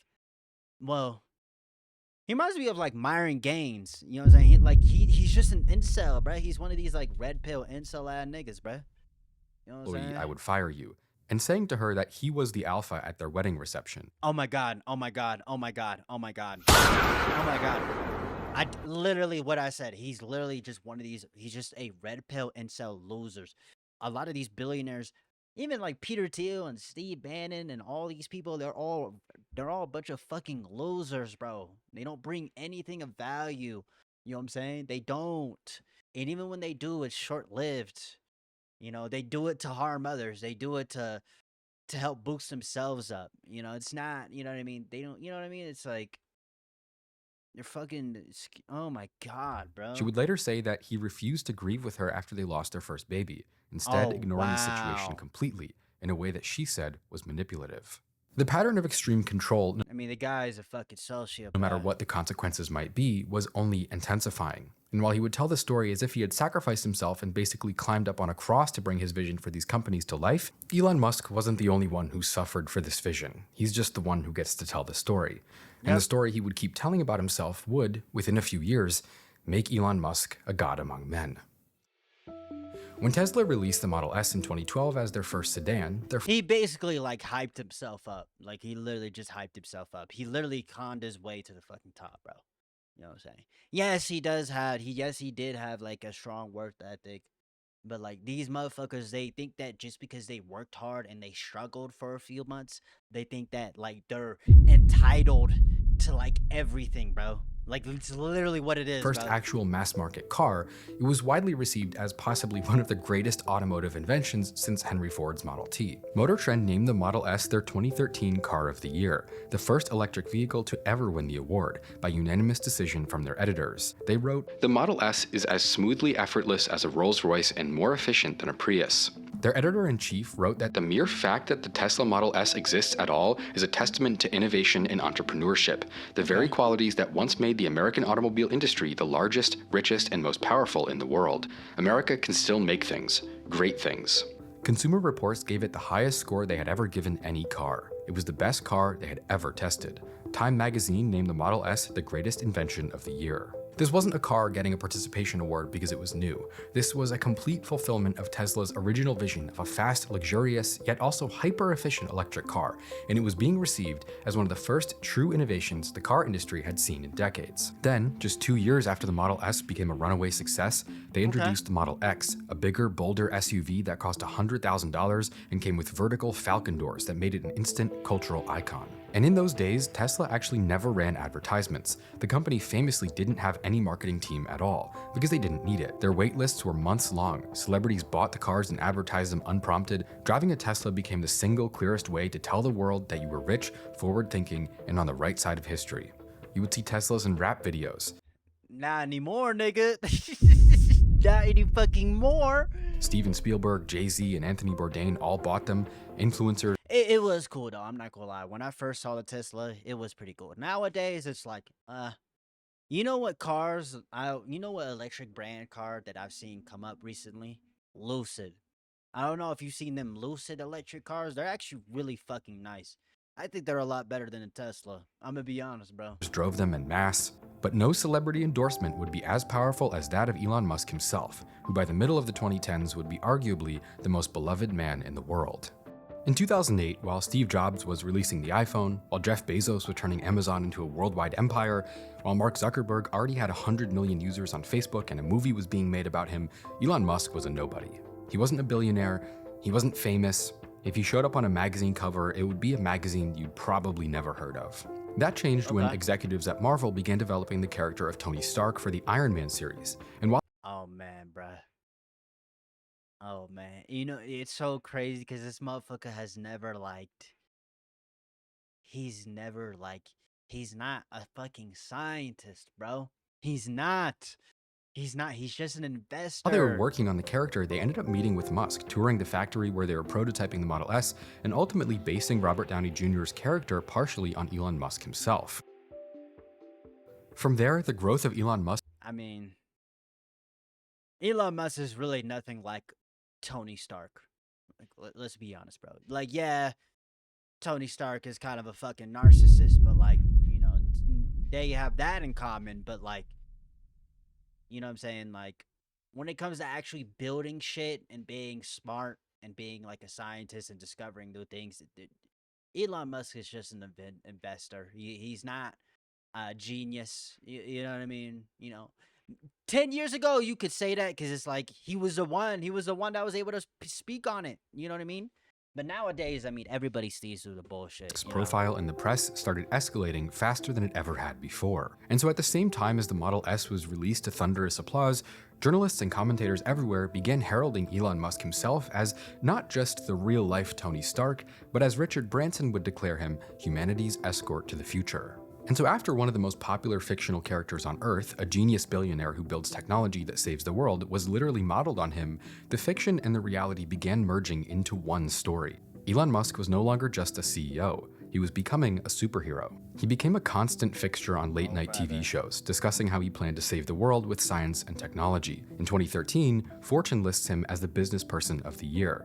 Time magazine writes, "Whatever skeptics have said can't be done, Elon Musk goes out and makes it real." The Washington Post in 2015 writes that he's arguably the world's most important entrepreneur. Esquire titles a piece about Elon Musk the triumph of his will and describes him as the visionary that forces Americans to become explorers again. Every major publication in America was in a competition to see who could give Elon Musk the most praise. And online, the love for him reached critical mass. He wasn't just admired. The internet began worshipping Elon Musk for being a billionaire. Oh man, bro. Oh man, bro. Oh man. We gotta stop doing that shit, bro. I know some of you gonna be like, we? Nigga, who's we? But not, like, no. No, but it's like, bro, like, we really gotta stop worshiping people and idolizing them, bro. Because you really don't know who the fuck you idolizing. You know, now we do. Now we know who this motherfucker really is, bro. Just ask Epstein. That would shitpost memes and reply to random people. He was the first tech entrepreneur who wasn't a boring corporate robot, who actually had a personality. Stories about how he never slept and would work all night and tirelessly live for his mission of saving the world were everywhere. For millions of young people, Elon Musk represented the future. Sincerely trying to save the world? Well, I'm trying to do good things, yeah. I mean, saving the world is not I mean... But you're trying to do good things and you're a billionaire. I mean, yeah. That seems a little bit like... Oh my god. Who gives a fuck you're a billionaire, bro? Who genuinely, you guys, why does it matter that someone is a billionaire, bro? Why? It don't fucking matter. Either superhero or super It doesn't. You have to choose one. It just It literally accelerated from there. doesn't. By 2016, Tesla had announced the Model 3, a much more affordable car that rapidly became one of the most popular vehicles in the United States within just a couple of years. Meanwhile, Elon Musk's portfolio of world-changing businesses only grew. In 2015, he became a co-founder of OpenAI, pledging $1 billion to help build safe artificial intelligence. That same year, he launched the satellite internet project Starlink, with plans to build 10,000 satellites and cover the globe with cheap access to high-speed internet. The next year, he co-founded Neuralink to help disabled people use brain implants to interface with computers. After that, I am not putting that shape in my fucking brain. You are out of your goddamn mind, bro. I'm not gonna be turned into a fucking wandering AI fucking NPC slave, motherfucker. introduced the Boring Company, a project to reinvent transportation with Hyperloop systems that could transport people from San Francisco to Los Angeles in less than an hour. Yeah. Every few Didn't he bail on this? He literally bailed on this shit, bro. He bailed on it, bro. Yeah, I remember they were trying to build a highway trafficking system for like California, because California really doesn't have a good like railway system, and so they were creating this, and it didn't work out. I guess I don't know exactly what happened, but I remember he pulled out of it. He got hella money from like the government, the state government of California. I think Gavin Newsom gave him like a check to go do it, but he never like, you know. few months, there was a new company, a new mission, a new reason to believe that Elon Musk was going to drag humanity into the future whether we were ready or not. SpaceX was the most ambitious of all of his projects, as they set their sights in 2016 on a Mars mission by 2022. Elon Musk would famously say, "I'd like to die on Mars, just not on impact." It sounds so distant today, but back then, I was into this. I believed in Elon. Yeah, I did. I'm not gonna lie, I did. I fucked with it. I was like, hell yeah, get us to Mars, nigga. Now this nigga just really turned out that he really just didn't know what the fuck he was doing, and he's just a PDF file retard. That's what he is. Just like all these fucking billionaire losers. Musk. I remember being 16 years old and writing an entire essay about SpaceX's mission to Mars, being totally convinced that it was going to happen by the time I was 21 years old. But anyway, I'm now 26 and I'll never retire, and I can't afford a house, so you guys better go to spiritworld.store and buy the self-made trillionaire sweater. Spiritworld.store, buy the self-made trillionaire sweater, free shipping in the US. Nah, that's a cool ass sweater, bro. I'm not gonna lie. In 2017, Trillionaire. author Neil Strauss spent 9 months building a profile on Elon Musk for Rolling Stone. When he was done, he described Elon Musk as the single most important person of our time. He's literally not. He's literally not. He's literally not. He's not. These people, all these people care about is the fame, the glory, the power, the wealth. They want us to worship them. You know, that's all this shit is. That's all this shit is, bro.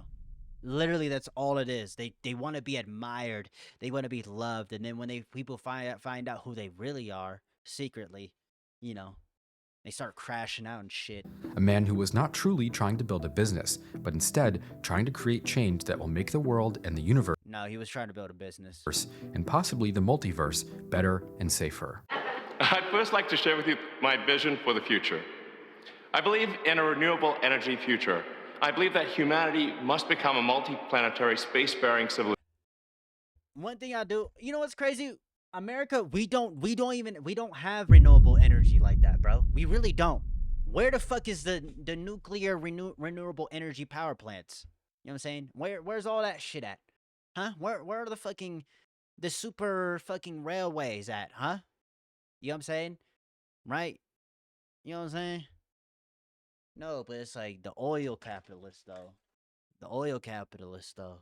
They don't want that shit to happen, bro. They hear renewable, they're like seething in their fucking teeth. Ah, oil! Those seem like exciting goals, don't they? The entire world believed in Elon Musk. He was a symbol of our future, and through him, our future looked bright. And then, in a single moment, it all collapsed.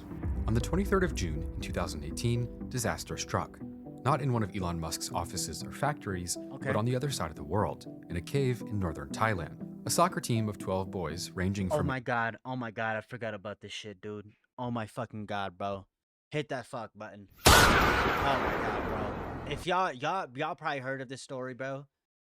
This shit made me lose faith in this nigga so fucking fast, bro. It's not even a joke. Oh age my 11 to God, 16 dude. and their 25-year-old soccer coach get caught in a cave while exploring after practice when a sudden monsoon storm floods the entrance behind them, leaving them trapped miles underground with no way out.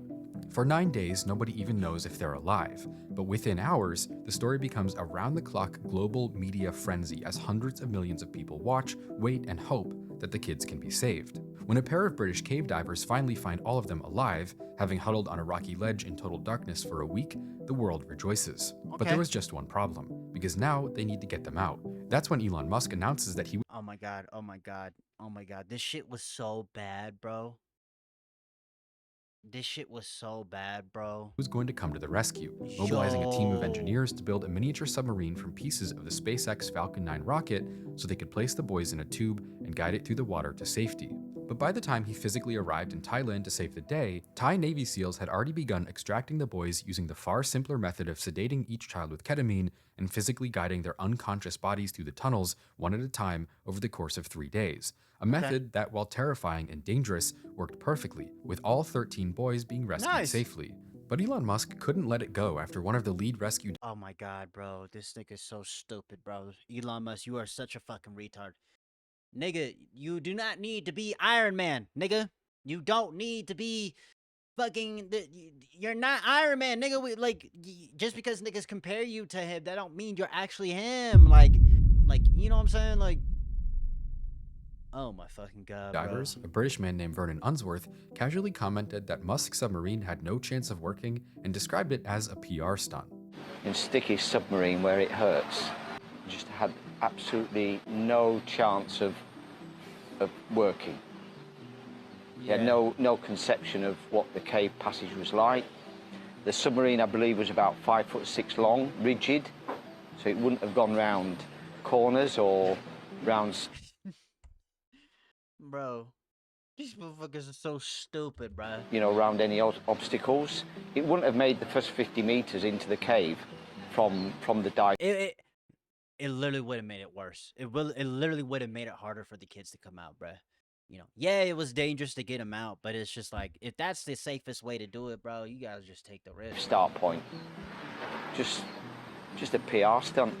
And Elon Musk, the man who at this point was probably the most admired entrepreneur on the planet, the humble engineer who just wanted to save humanity, responded by calling Unsworth a pedo guy on Twitter. A few weeks later, in the middle of a media frenzy, he would double down, telling a journalist that Unsworth was— I'm sorry. It's funny how ironic that fucking is, by the way. Literally a child rapist, a phrase that I can't even say in this video, and that he was having investigators look into his background. Unsworth, in return, sued Musk for defamation. Because we are, right now, in the middle of a global privacy crisis. As you're watching this video, your full name, home address, phone number, email, a list of your family members, and all their information, it's sitting completely exposed on the internet. Peter Thiel! This is the sort of thing that keeps me up at night. Doxing used to require effort. It's now totally free. You post something controversial online, your home address is one search away. Someone who wants to expose your personal information doesn't need to be a hacker. All they need is a phone. And there isn't a lot of attention paid to this in the media today, but it really is silently destroying our quality of life in a lot of ways. That's why I'm proud to be partnering with Incogni. Bro, we literally, y'all know the whole AI, do you know like the whole Ring camera shit with like AI and shit, where they can use it to like detect, like, bro, we're turning into a fucking surveillance state, bro.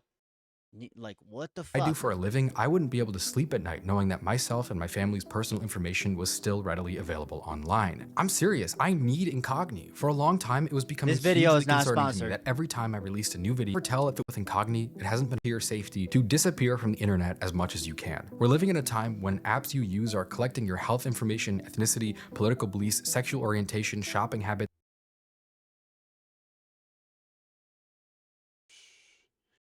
And it's funny because like the people who are like buying out all these social media platforms and shit are all in the Epstein files.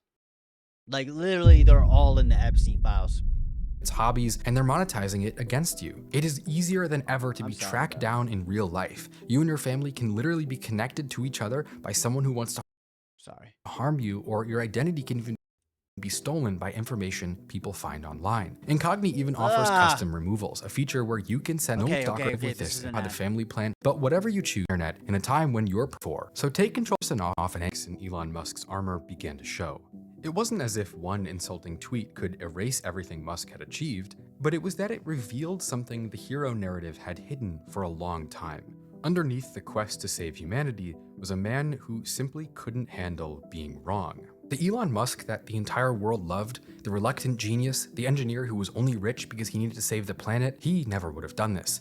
But the Elon Musk that his ex-wives and former co-founders and employees had known for decades, that's a different story. And this was only the beginning. 3 weeks after the pedo guy tweet, Elon Musk starts tweeting about taking Tesla private, which made the company's market cap jump by $8 billion in just 4 hours. The only problem was that it was a shitpost. It wasn't true at all.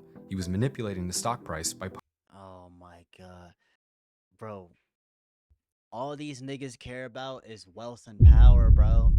It's all a PR. It's all about who can get the highest number, who can... It's a score count, bro, to these fucking billionaires, bro. You know what I'm saying? And there are a lot of them are compromised like shit. You know what I'm saying? But like,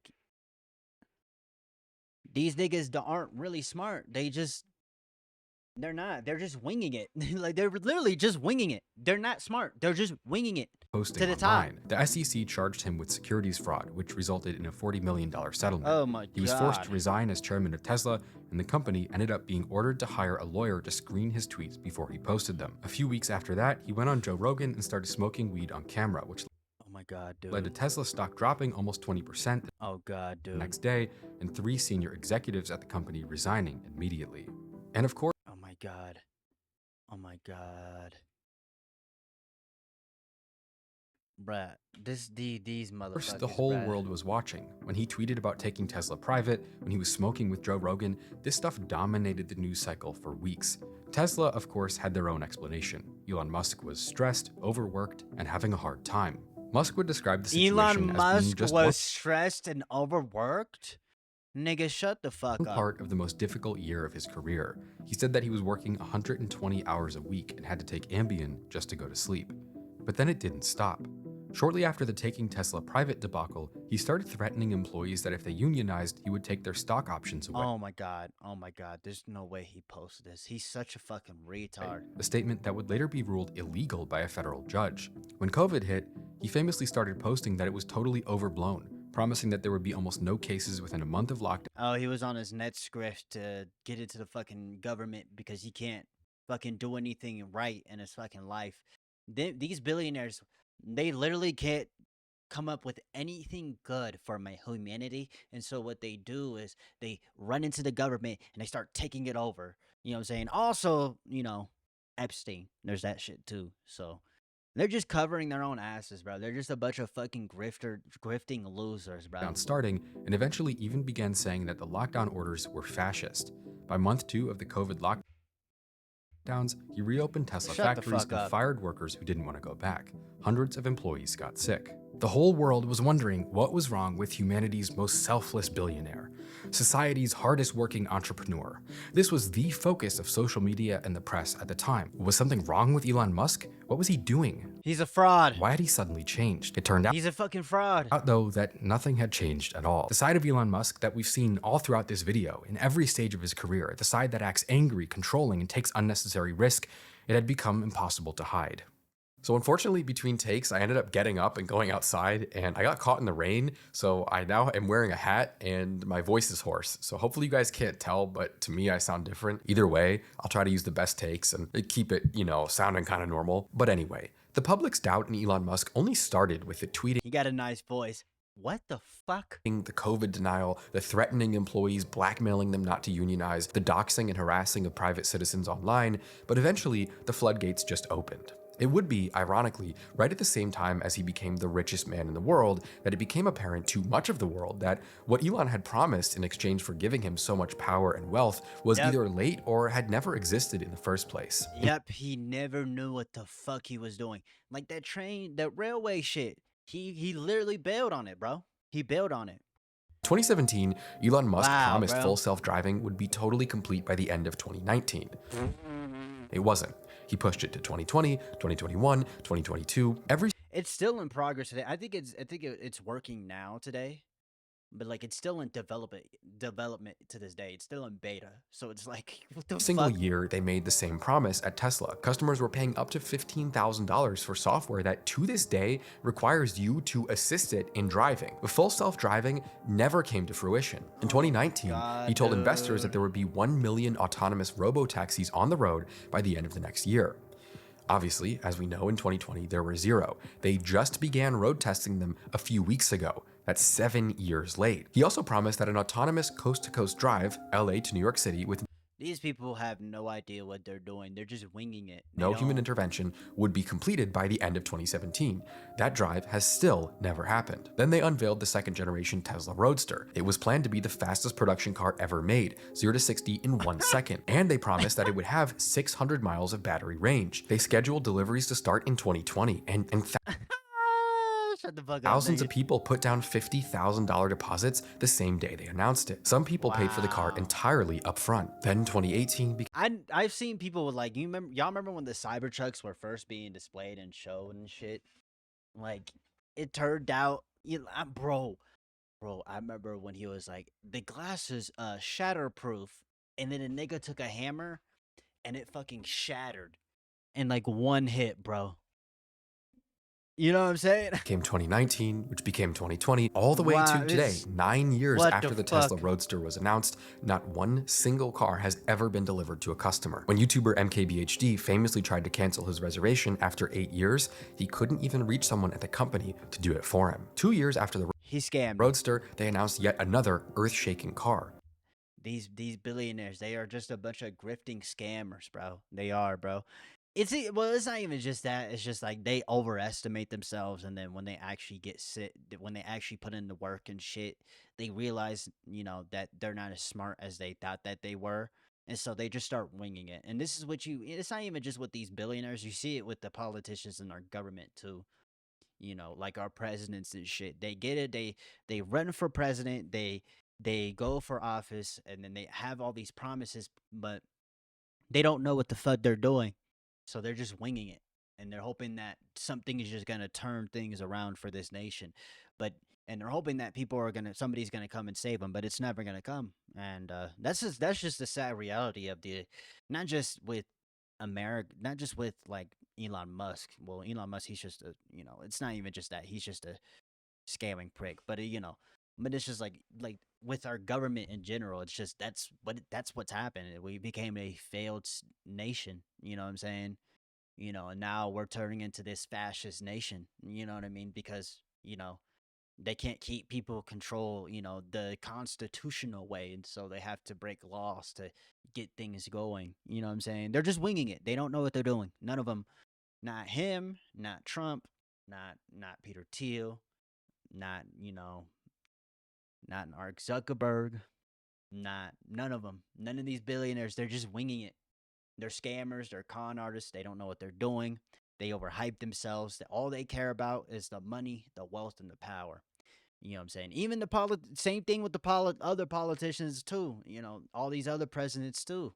They say they're gonna do all these things. They get into office, and then they realize that this country is just fucked. It's just beyond fixing, and so they just start winging it. It's just a sad reality, bro. The Cybertruck, with a base price of $39,000, an extremely unique look, and a promised range of 500 miles, seemed like it would be a very special car. But not only would it be released 5 years after the date they promised, it would end up twice as expensive and with half the range they had claimed. Then Elon Musk promised the Hyperloop, a futuristic train system where passenger pods would travel at 700 Yo, this shit, like they're literally just stealing money from us at this point. 160 miles an hour through vacuum tubes, bringing you from LA to San Francisco in half an hour. But in the end, they built nothing but a 1-mile tunnel in Las Vegas where you can drive your Tesla underground to get between hotels faster. Eventually, even the products that Elon Musk's companies did manage to deliver began to fall apart. In 2018, a respected automotive journalist/engineer in Detroit examined a Model 3 Tesla and said that the car's panel gaps were visible from Mars,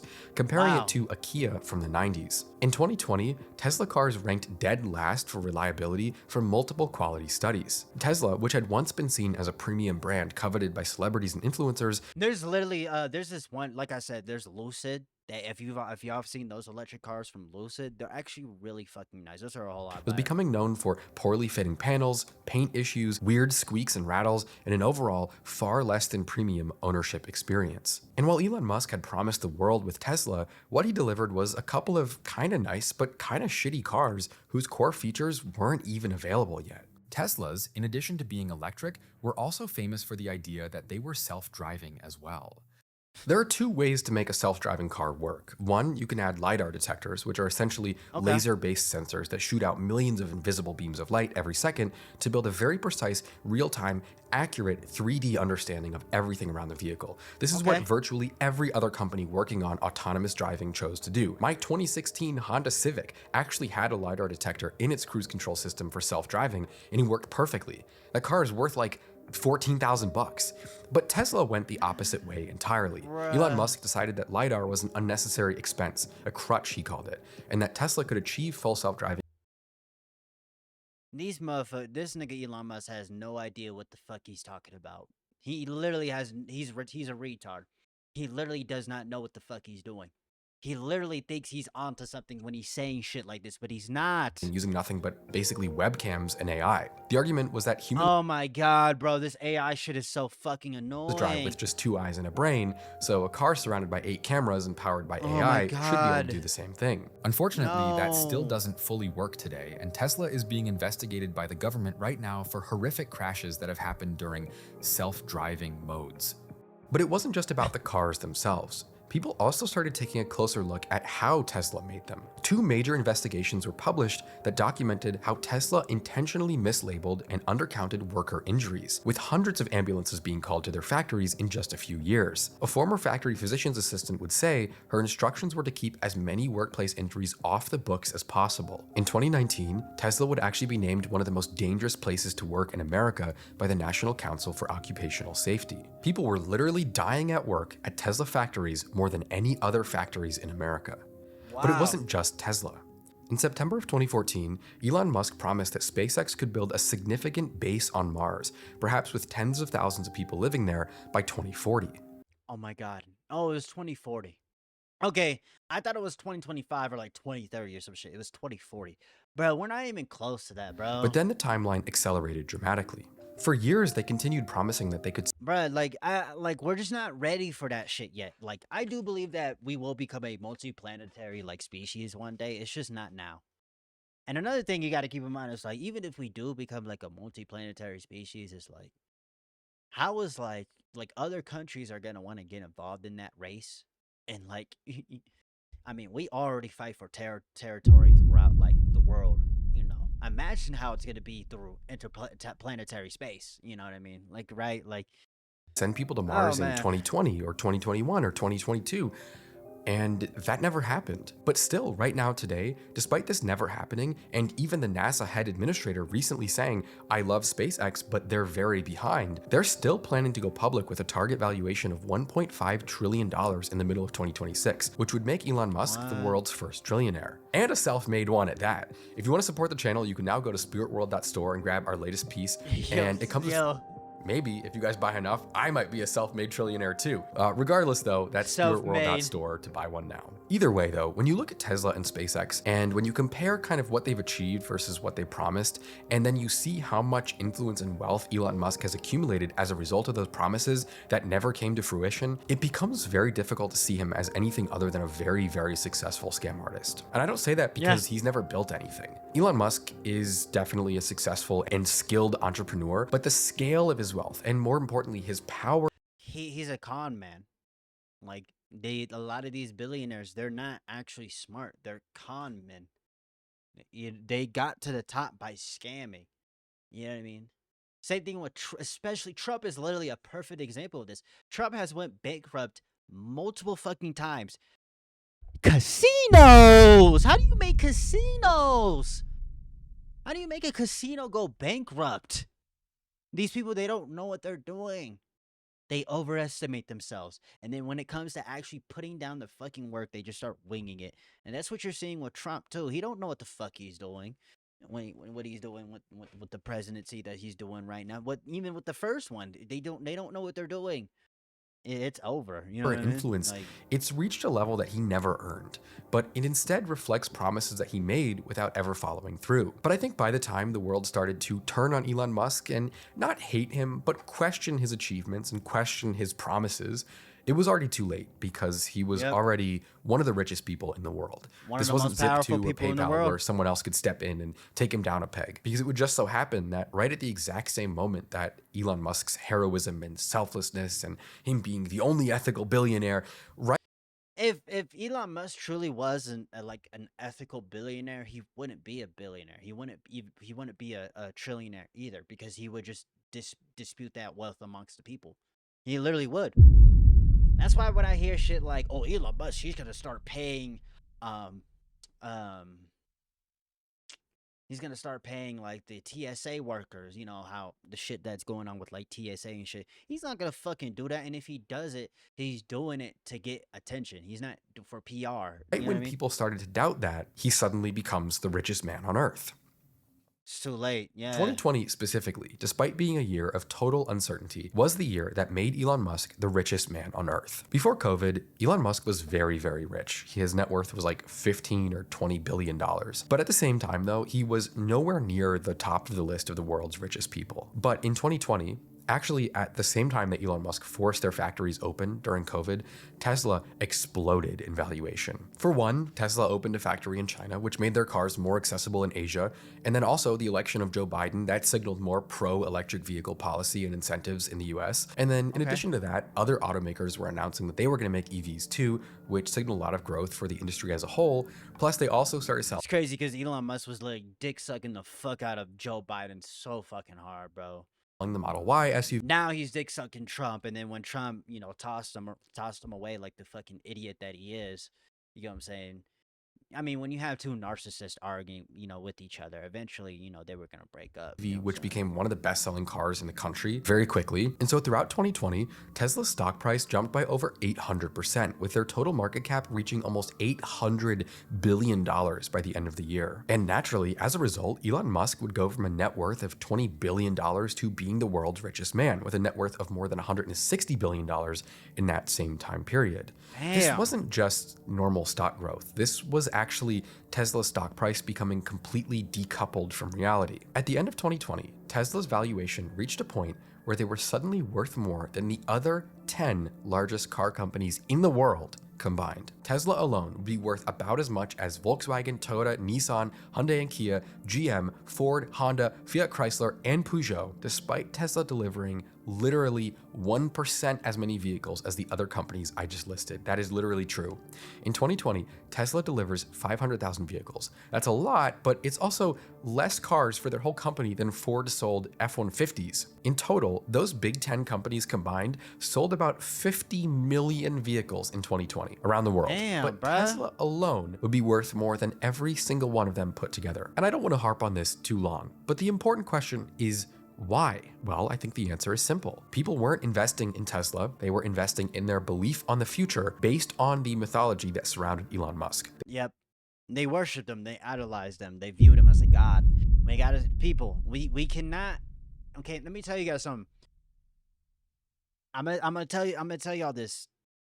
Not everybody can be a billionaire, bro. Not everybody can be, the top 1%. You know what I mean? Right? You get what I mean? Like, not everybody can get to the level to Elon Musk. That's just impossible. And let's be honest, you don't even it's like, bro, who cares about being a billionaire? I don't want to be a billionaire. You know what I'm saying? You know what I'm saying? Like who cares?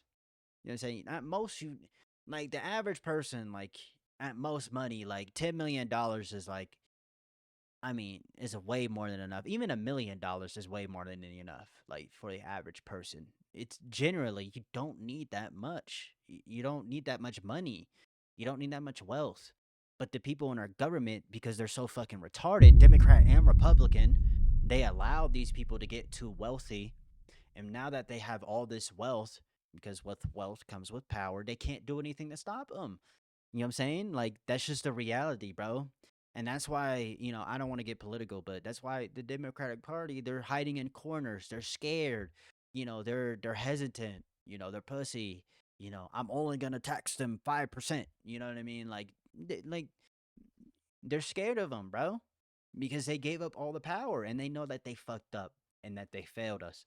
You know, and you know what I'm saying. And so they've given up. The people in our government, they given up. You know what I'm saying, and they're also compromised. They were investing in the promise of safe self-driving cars, manned missions to Mars, brain implants that could cure paralysis. People believed in Elon Musk because he represented the future, and so It was all about to keep people in control. investing in Tesla felt like investing in the future of humanity itself. And that belief had made Elon Musk in 2020 the richest man on Earth. It made his company valuable beyond reason. The numbers are pretty simple. Tesla was way overvalued because people believed in a story that was attached to it.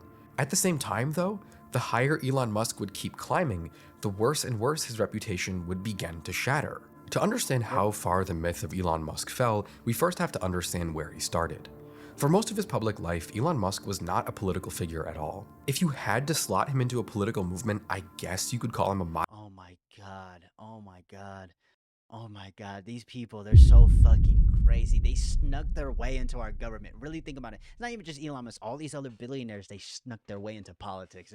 Fuck them, bro. moderate Democrat. Elon Musk voted for President Obama twice, and he actually donated to Hillary Clinton back in 2015.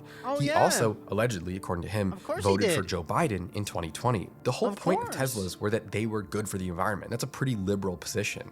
Elon Musk, he built his whole fortune on these solar panels, electric cars, space exploration, the stuff that was by definition progressive. When Donald Trump was elected in 2016, Elon Musk actually accepted a seat on 2 White House advisory councils, which is pretty common for industry leaders, but he resigned from both of them when Trump pulled the US out of the Paris Climate Agreement. He would tweet about how climate change was real, and he didn't agree with the decision to do that at all. In 2017, his net favorability rating was actually plus 24, not just among Democrats, but among everybody. He was one of the only public figures in modern American history who was liked by everyone. Democrats loved him because he was building the future of clean energy. Republicans loved him because they saw him as a self-made billionaire. He wasn't red or blue. He was just the guy who wanted to go to Mars. But during the extended... Nope, he's just a grifter. The ultra wealthy, they're all grifters, bro. You know what I'm saying? That's just what it is. And they don't even pay taxes. Literally, they do not pay taxes. They literally don't pay taxes. It doesn't make sense. Why? Release PR disaster of why did these politicians not do anything to make these niggas pay taxes? Like, come on. And of course, you know what I mean? Like, it doesn't make sense. You know what I mean? 2018 to 2021, one thing that got published was a ProPublica report showing that Elon Musk had actually paid $0 in income taxes in 2018, even though his wealth had increased by $15 billion that year. They would show, in fact, that averaged over 5 years, Elon Musk... Oh my god. Oh my god. Musk typically only paid around 3% in income tax. And if every other kind of mild controversy... Only 3%?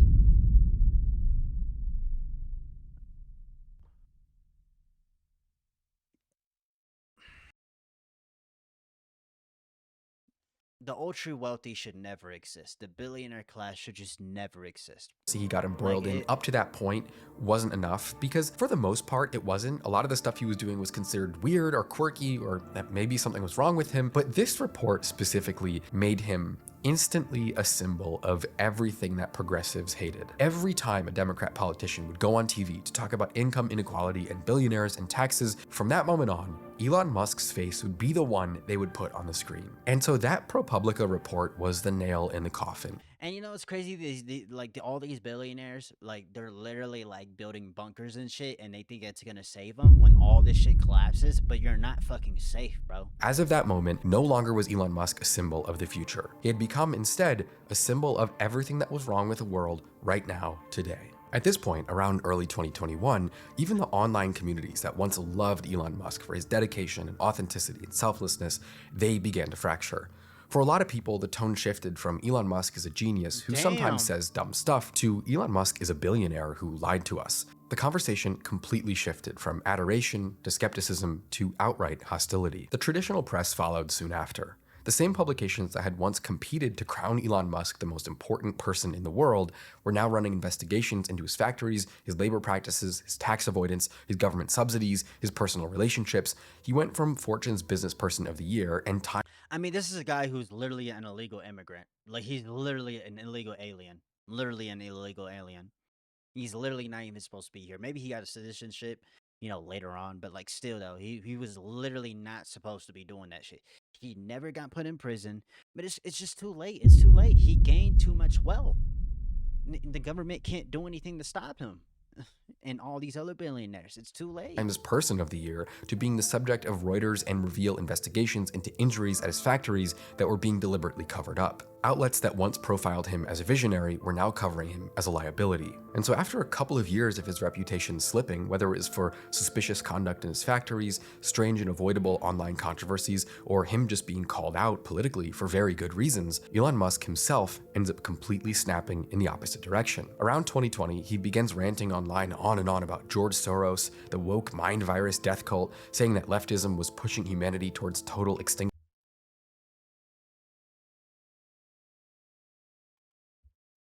Shut the fuck up.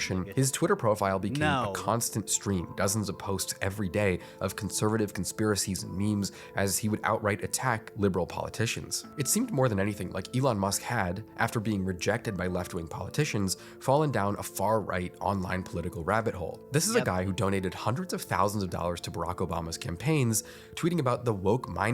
He only did all that to get closer to the government.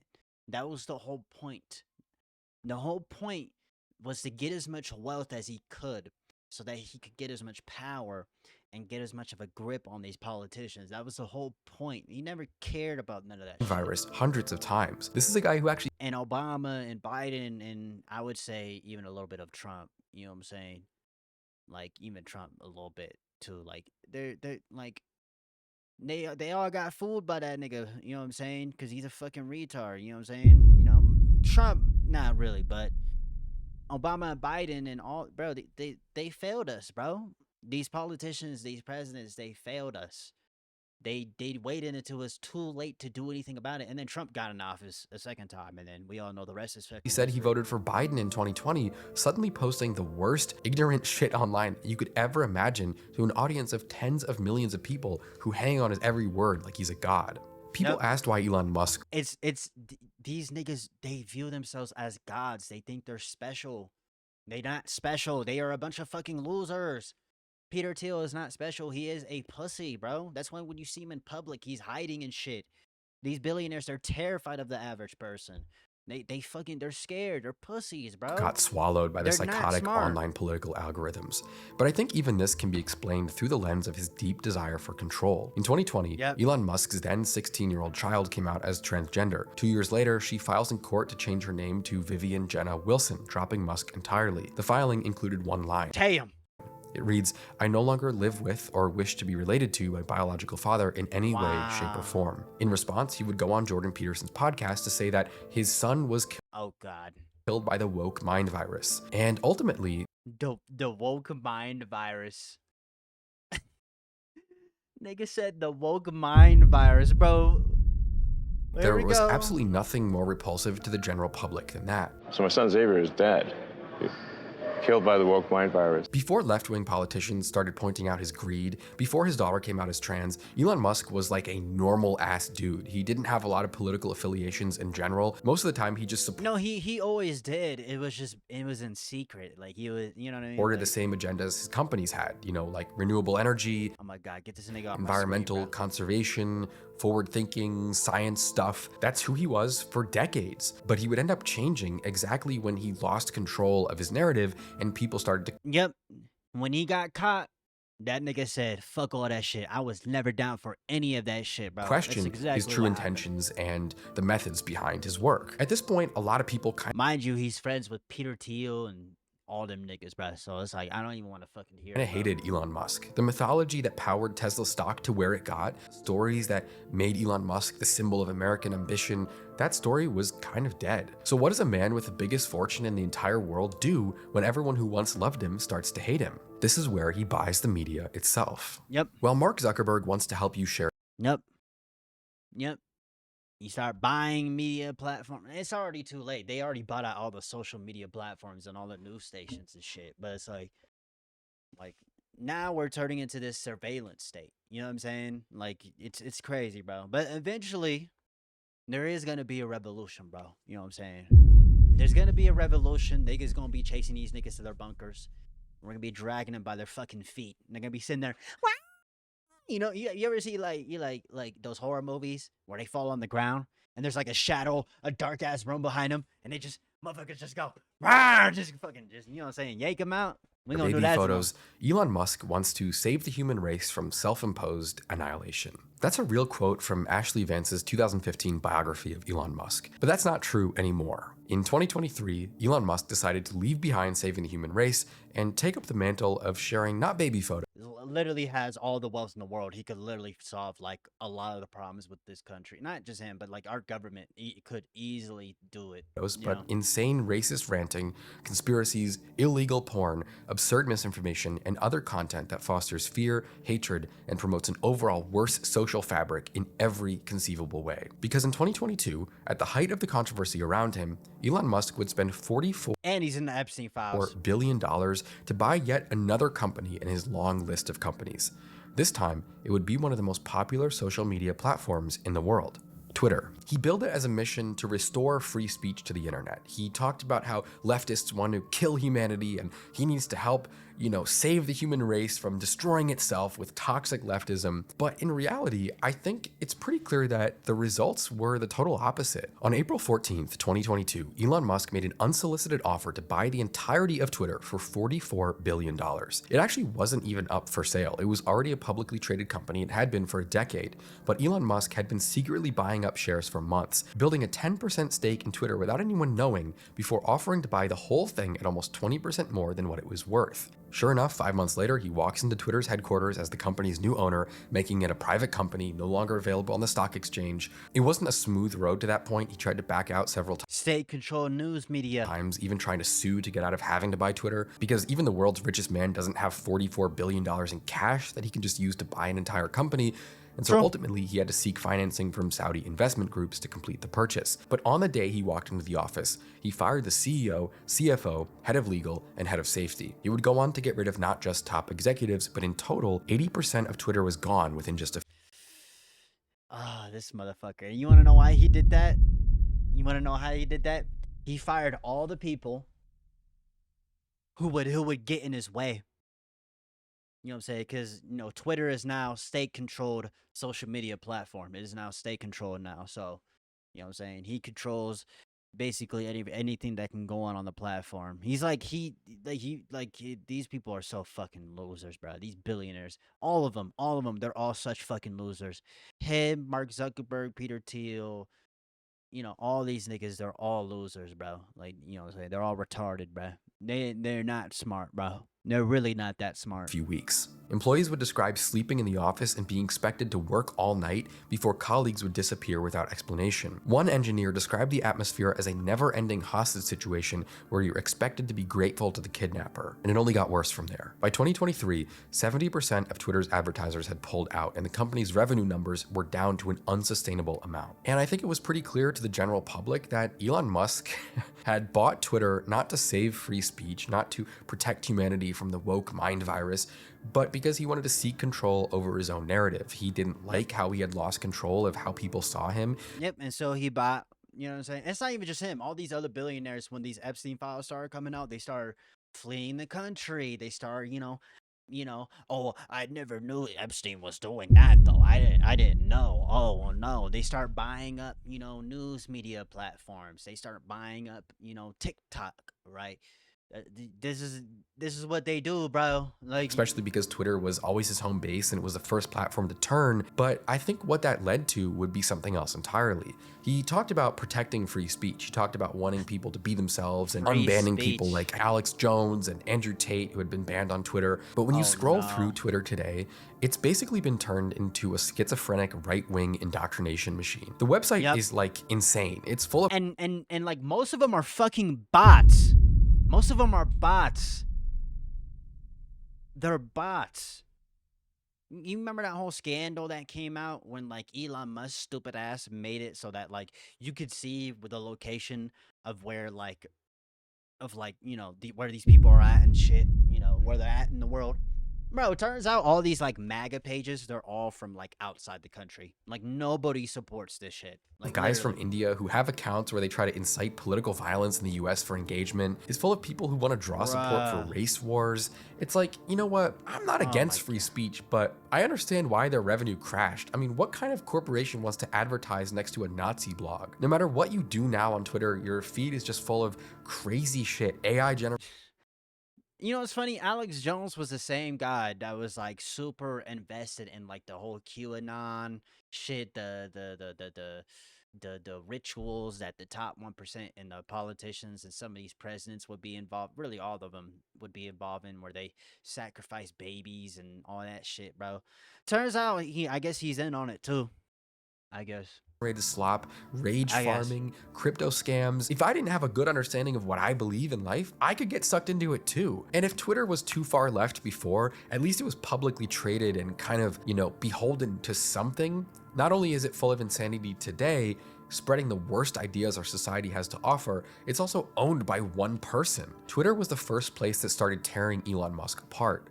When all of these broken promises, all of these they still do burst, all of these lies about self-driving, they still do. In the Mars timelines, when that first started getting thrown under the microscope, Twitter was where it happened. And so Elon Musk basically just bought it and destroyed it. That's why this isn't just a liberal or conservative video. This video is about how corrupt and it's just that the top 1% in general, they're all corrupt. When they get exposed, they start buying out all these companies and shit to protect themselves. That's what they do. You know what I mean? Because they're full of shit. Wrong it is that Elon Musk, as one single private person, can control and dominate so much of our economy, our culture, our politics off the back of inventions that he never even finished making. We live in a time where the logistics and culture of wealth have far surpassed any practical purpose. And so what we're attempting now, I think, is there are people who want to remake the entire world like a god in their own image. But of course, again, I must say, for what feels like the 15th time, for Elon Musk, Twitter was just not enough. Buying one of the world's most this nigga got into that fucking White House. We all know what happened next, nigga. That boy, the same thing he did with Twitter is the basic he did to our government. You know what I'm saying? The billionaires, they have completely taken over. It's not even just him. All these other billionaires, they were all in the fucking White House too. They were all at Trump inauguration, sitting there like good little boys. Please, please protect us, Trump, please. Influential social platforms and manipulating it and turning it into what he wanted it to be was not enough, because within a year and a half, he would only go further from there, this time grabbing for power within the United States government itself. In July of 2024, Donald Trump was shot in the corner of his ear while speaking at a campaign rally in a small town in rural Pennsylvania. Minutes later, Elon Musk tweets, "I fully endorse President Trump and I hope for his rapid recovery." Turns out the shooting was fake. This would be the kickoff to the most prolific influence that any private citizen has ever had with any American election in history. Elon Musk would spend, in total, for the 2024 presidential election. Oh my god. Oh my god. Wow. More money than either the Republican or Democrat national committees would spend on their own candidates. He is the reason, according to many experts, that Donald Trump won the election at all. Most of the $290 million That is true. That is true. He spent on electing Donald Trump went through something called America PAC, a super Safe cities, free speech, self-protection, fair justice system, sensible spending, secure borders. Damn, PAC that he founded that took over the Trump campaign's ground game in swing states. He ran door knocking and voter registration for Trump in all of the swing states. He also funded, for some reason, something called RBG PAC, spending $30 million to run ads that implied to people that Ruth Bader Ginsburg, for some reason, would have agreed with Donald Trump on abortion. In addition to that, he started using Twitter, manipulating the algorithm on there to boost his own posts promoting the Trump campaign. Then he started handing out money. Just a month before the election, he announced that he would be awarding $1 million every single day to registered voters. The Department of Justice sent a warning letter that what he was doing was illegal, but it continued anyway. He's trying to buy the elections. Him and all the billionaires, they're buying all the elections. Elon Musk, after spending $290 million to get Donald Trump elected, received in return a seat inside the White House itself. Oh my fucking god. With more and he got kicked out. unelected power than any private citizen has ever had in American history. Because for months, Donald Trump had promised that once he was elected, he would give Elon Musk his own department inside the federal government called the Department of Government Efficiency. And once it began, it would become one of the most chaotic, legally contested, bizarre, and ultimately shameful experiments in modern American history. The goal of DOGE was to audit federal agencies and reduce unnecessary spending. They promised that Musk, with all of his expertise and genius and all the amazing workers he had in their AI and computers, would be able to get rid of the federal budget deficit by at least $3 or $4 trillion. And when Elon Musk started doing media for the DOGE project, he began claiming that they had immediately found on their first day in the White House that there were 20 million people over the age of 100 still receiving Social Security benefits. As in, there were 20 million people fraudulently benefiting from a dead person's Social Security checks. Okay. Because obviously that would be impossible. It turned out, though, that the actual number was like 32,000.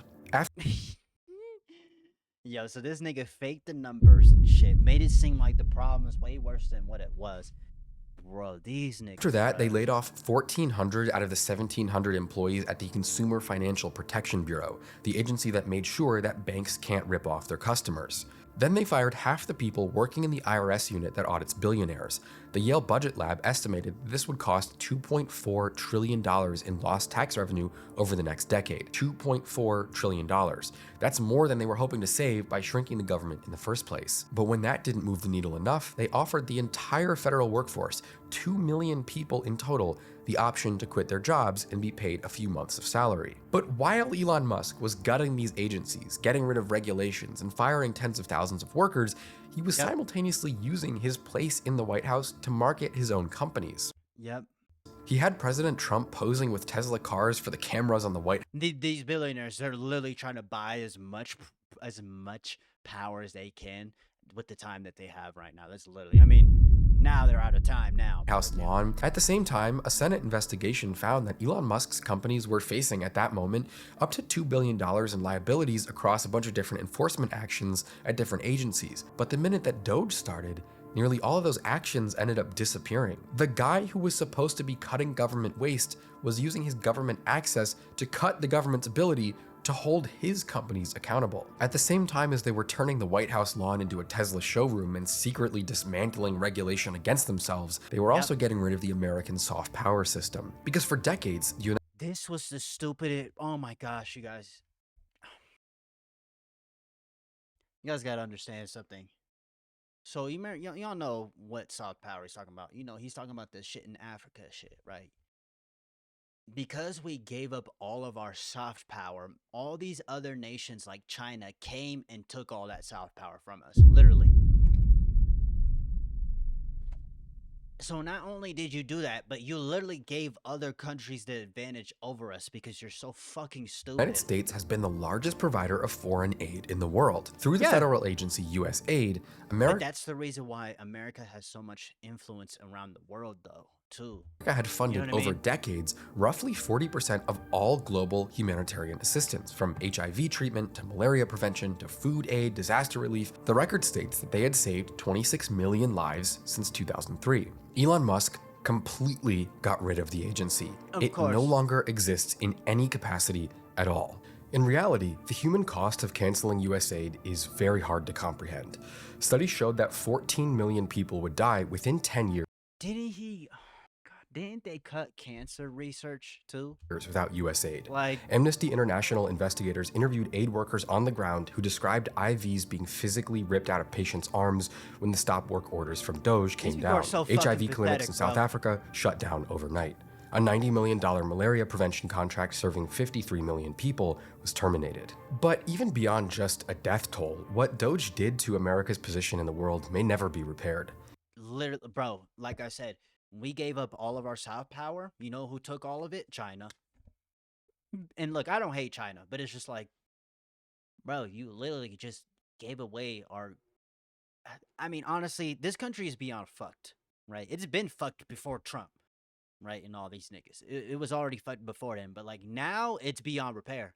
Like at this point, we literally have to rebuild an entirely new country from scratch at this point. Like I said, you know, I'm a revolution optimist. Eventually, it's going to get to a point where these motherfuckers are going to get chased to their bunkers and they're going to get dragged out like a fucking horror movie. Rah! You know, fucking just, you know what I'm saying? Just, you know what I'm saying? USAID was never really about charity. In reality, it was America's most powerful tool of global influence.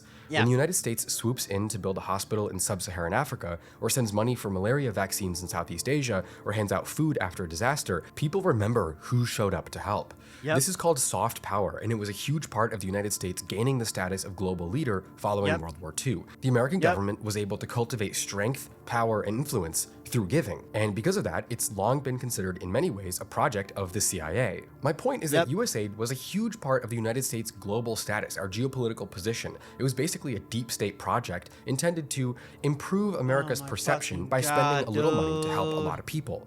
And Elon Musk got rid of it to save money.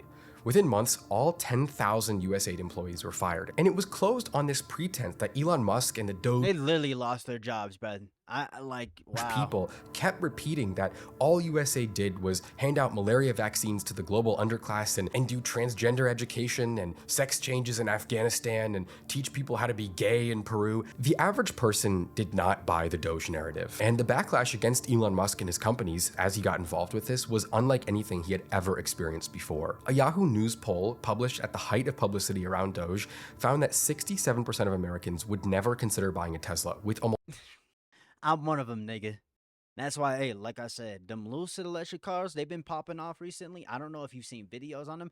They're really fucking nice. I would invest in that shit, bro. almost half of them listing Elon Musk as the only reason. Tesla sales fell off a cliff. Their profits by the Niggas was blowing up the fucking the warehouses and shit. I know people. I had a cousin who used to work at Tesla. He no longer works there. You know, I don't know what happened. I don't know if he quit or he got fired or whatever. But like now, you know what I'm saying. But like, bro, these people. middle of man. 2025 had fallen 71%, and sales in Germany and France were down 60% each. In the end, BYD, a Chinese car Dumbass. company, passed Tesla as the world's best-selling electric vehicle maker. A brand survey in the middle of 2025 found that Tesla was ranked as 95th least favored out of the top 100 American companies. At cities and states across the country, people Bro. Niggas was blowing them up and shit. began doing protests and sit-ins outside of Tesla showrooms, and then people started setting them on fire. Yep. Tesla dealerships were targeted with vandalism. And then people say they ain't gonna be no revolution here in America, bro. You are out of your fucking mind, bro. Eventually, especially with all the other bullshit with the war and all that, bro. I'm telling you, bro. Say GG's to America, bro. This shit is cooked, bro. It's time to start coming up with a new flag design. You know what I'm saying? New country name, new currency, new everything, bro. New border drawings. Like we literally have to restart from scratch, bro. brand new and improved constitution to prevent some shit like this from ever happening again, bro. Yeah. People were literally bombing and destroying cars in 12 states. Most of all, though, Tesla's stock fell by 50%, which also brought Elon Musk's net worth down the same amount. Yay! Yay! And you know what's crazy though too? Like some of these billionaires, bruh, they're literally panicking on these like news shows. I forgot what this guy's. His name is Jeffrey Sachs. He's like one of the billionaires. He's literally saying like, "Hey, tats the fuck out of me, bro. Like I don't want niggas showing up at my door with AR-15s and Glocks, bro." And he's right, but it's too late for all that. Fuck your apology, nigga. Even the financial sector wanted nothing to do with the direction that Elon Musk was going in. By the time Elon Musk's 130-day term as a special government employee expired, his companies were worth $800 billion less than they had been when he got there. He had thrown away America's status on the global stage, he had destroyed tens of thousands of jobs and millions of lives for nothing, and even his own companies were suffering. Plus, recently released deposition videos show Doge employees admitting that they know they did not reduce the federal deficit in any way, in addition to them admitting they had used ChatGPT to decide which grants should be cut or reduced. And this alone should be enough, if nothing. Yo, I hate this picture so much, bruh. Else was already to destroy Elon Musk's reputation. It's a stain on his career so big that it overshadows everything else he contributed to society already. Yes, he made electric cars. Yes, he invented new kinds of rockets, or at least his companies did. But the companies did. He didn't make shit. Would be only a few months after Doge was opened that he would again find himself in the middle of a bigger fallout than ever before. Because it would actually be at the same time as Elon Musk claimed to be saving the federal budget with unpopular yet necessary spending cuts that the Trump administration would introduce their big, beautiful bill. Oh my God, dude. Oh my God, dude. Oh my God. Oh my God, bro. Oh my God. The one big, beautiful bill. You know what I'm saying? Bill? Like Bill Clinton? Is he, you know what I'm saying? I bet you Donald Trump was thinking about Bill Clinton when he was making that shit, bro. Just ready to slob his fucking cock. A sweeping series of fucking drool. Tax cuts and spending provisions that was initially estimated to lead to a $4 trillion increase to the federal deficit over the next 10 years. One think tank described that the big beautiful bill would create the largest upward transfer of wealth from the poor to the rich in American history, and only further exacerbate the growing problem of inequality. And Elon Musk would immediately begin criticizing this bill in public, as going against the work that the Doge team was doing and increasing the federal deficit and blah, blah, blah. But it also immediately became clear that this bill was going to affect Elon Musk in more ways than one. One provision that the bill included was the early elimination of the $7,000 tax credits that the federal government had been handing out to everyone who bought an EV. The EV tax credit, which was introduced in 2009, provided a huge incentive for Americans to buy electric vehicles, no doubt inspiring millions of sales and incentivizing companies to develop totally new electric cars that they may have not been able to justify otherwise. Basically, the federal government was making every electric vehicle $7,000 cheaper than it was originally. That's a big deal. That's like 25% off on a lot of these cars. And while this was intended to last until 2034, basically making electric cars viable and allowing them to be introduced into the economy more easily, the big beautiful bill wrote in a provision to cancel it 9 years early at the end of 2025. And what that means is that basically overnight, every Tesla would suddenly cost effectively $7,000 more than it did the day before. And as the bill advanced, Elon Musk's statements would only grow more. Bankrupting America is not okay. Nigga, what? Huh? I mean, yes, Trump is bankrupting America because he's a fucking retard. But like, bro, this country is so cooked, bro. This country is so cooked, bro. We are so fucked as a society, bro. But like, the only reason why he's posting this is so like people, severe. He began tweeting about he's just mad because he's losing money, basically. How the big beautiful bill was an abomination and a huge betrayal of the American people, repeatedly tweeting, "Kill the bill." And this feud that Elon Musk had with the big beautiful bill continued for some time. Eventually, Trump started speaking out against Musk for his disagreeing with it, calling him a massive drug addict and threatening him with severe consequences if he switched to funding Democrats instead of Republicans. Elon Musk began attacking the bill again, writing online that the big beautiful bill would destroy millions of jobs in America and be political suicide for the Republican Party, to which Donald Trump responds by threatening to deport Elon Musk. he ain't gonna fucking ain't gonna deport him, nigga. He ain't gonna fucking deport him. He's gonna have him pay him money. Elon Musk, he's gonna have Elon Musk pay him money, like personally give him money to not do it. I'm pretty sure that's what happened. Trump would end up saying flat out that Elon Musk was only against the bill because it addressed a situation Tesla was benefiting from. You know, because in reality, these EV credits that the federal government was handing out, they worked in a way where Tesla wasn't just kind of benefiting from more sales, they were actually getting paid for them directly. The federal government had set up fuel efficiency standard regulations requiring every automaker to hit a certain average miles per gallon across all their cars. And Tesla, because they only make electric vehicles, they were able to sell their efficiency credits to companies like GM or Ford that make mainly trucks to stop them from getting hit with, you know, the regulation fines and whatever it was. And that rule last year made Tesla $3 billion. That's 16% of their gross profit. And they were basically getting that money for free. And the big beautiful bill, it wasn't getting rid of just the tax credits. They were going to cancel this entire fuel efficiency credit system entirely. And so in the end, Tesla's free $3 billion revenue stream from selling credits was going to evaporate. And so ultimately, while Elon Musk was advocating against a bill that was pretty obviously going to hurt the American people, he wasn't actually standing up for American people. Yeah, he's only mad because like he's just trying to sneak his way back into power. He's trying to sneak his way back into the front stage again. That's all it is. He's losing money and he hates it. He was standing up for his bottom line. He was gung-ho on firing tens of thousands of federal workers to save money, but when it came to saving money on subsidizing electric vehicles, suddenly the situation becomes a disgusting abomination. On June 3rd, just a month before the bill ultimately passed, the situation reached a fever pitch when, after a lengthy back and forth, President Trump actually began threatening to cut all government contracts for Elon Musk's companies. To which Elon Musk responds by writing, "Oh my God, I remember this shit, bruh. Oh my God, bruh. Oh my God, bruh. Oh my God. Oh my God, bruh. Oh my God." And it turns out he wasn't wrong. Like, so petty, though. So petty. So fucking petty this nigga is, bruh. So fucking petty this nigga is, bruh. Oh, man. But honestly, I fucking hate Donald Trump so fucking much. He is such a fucking retard. I hate that fat orange fuck.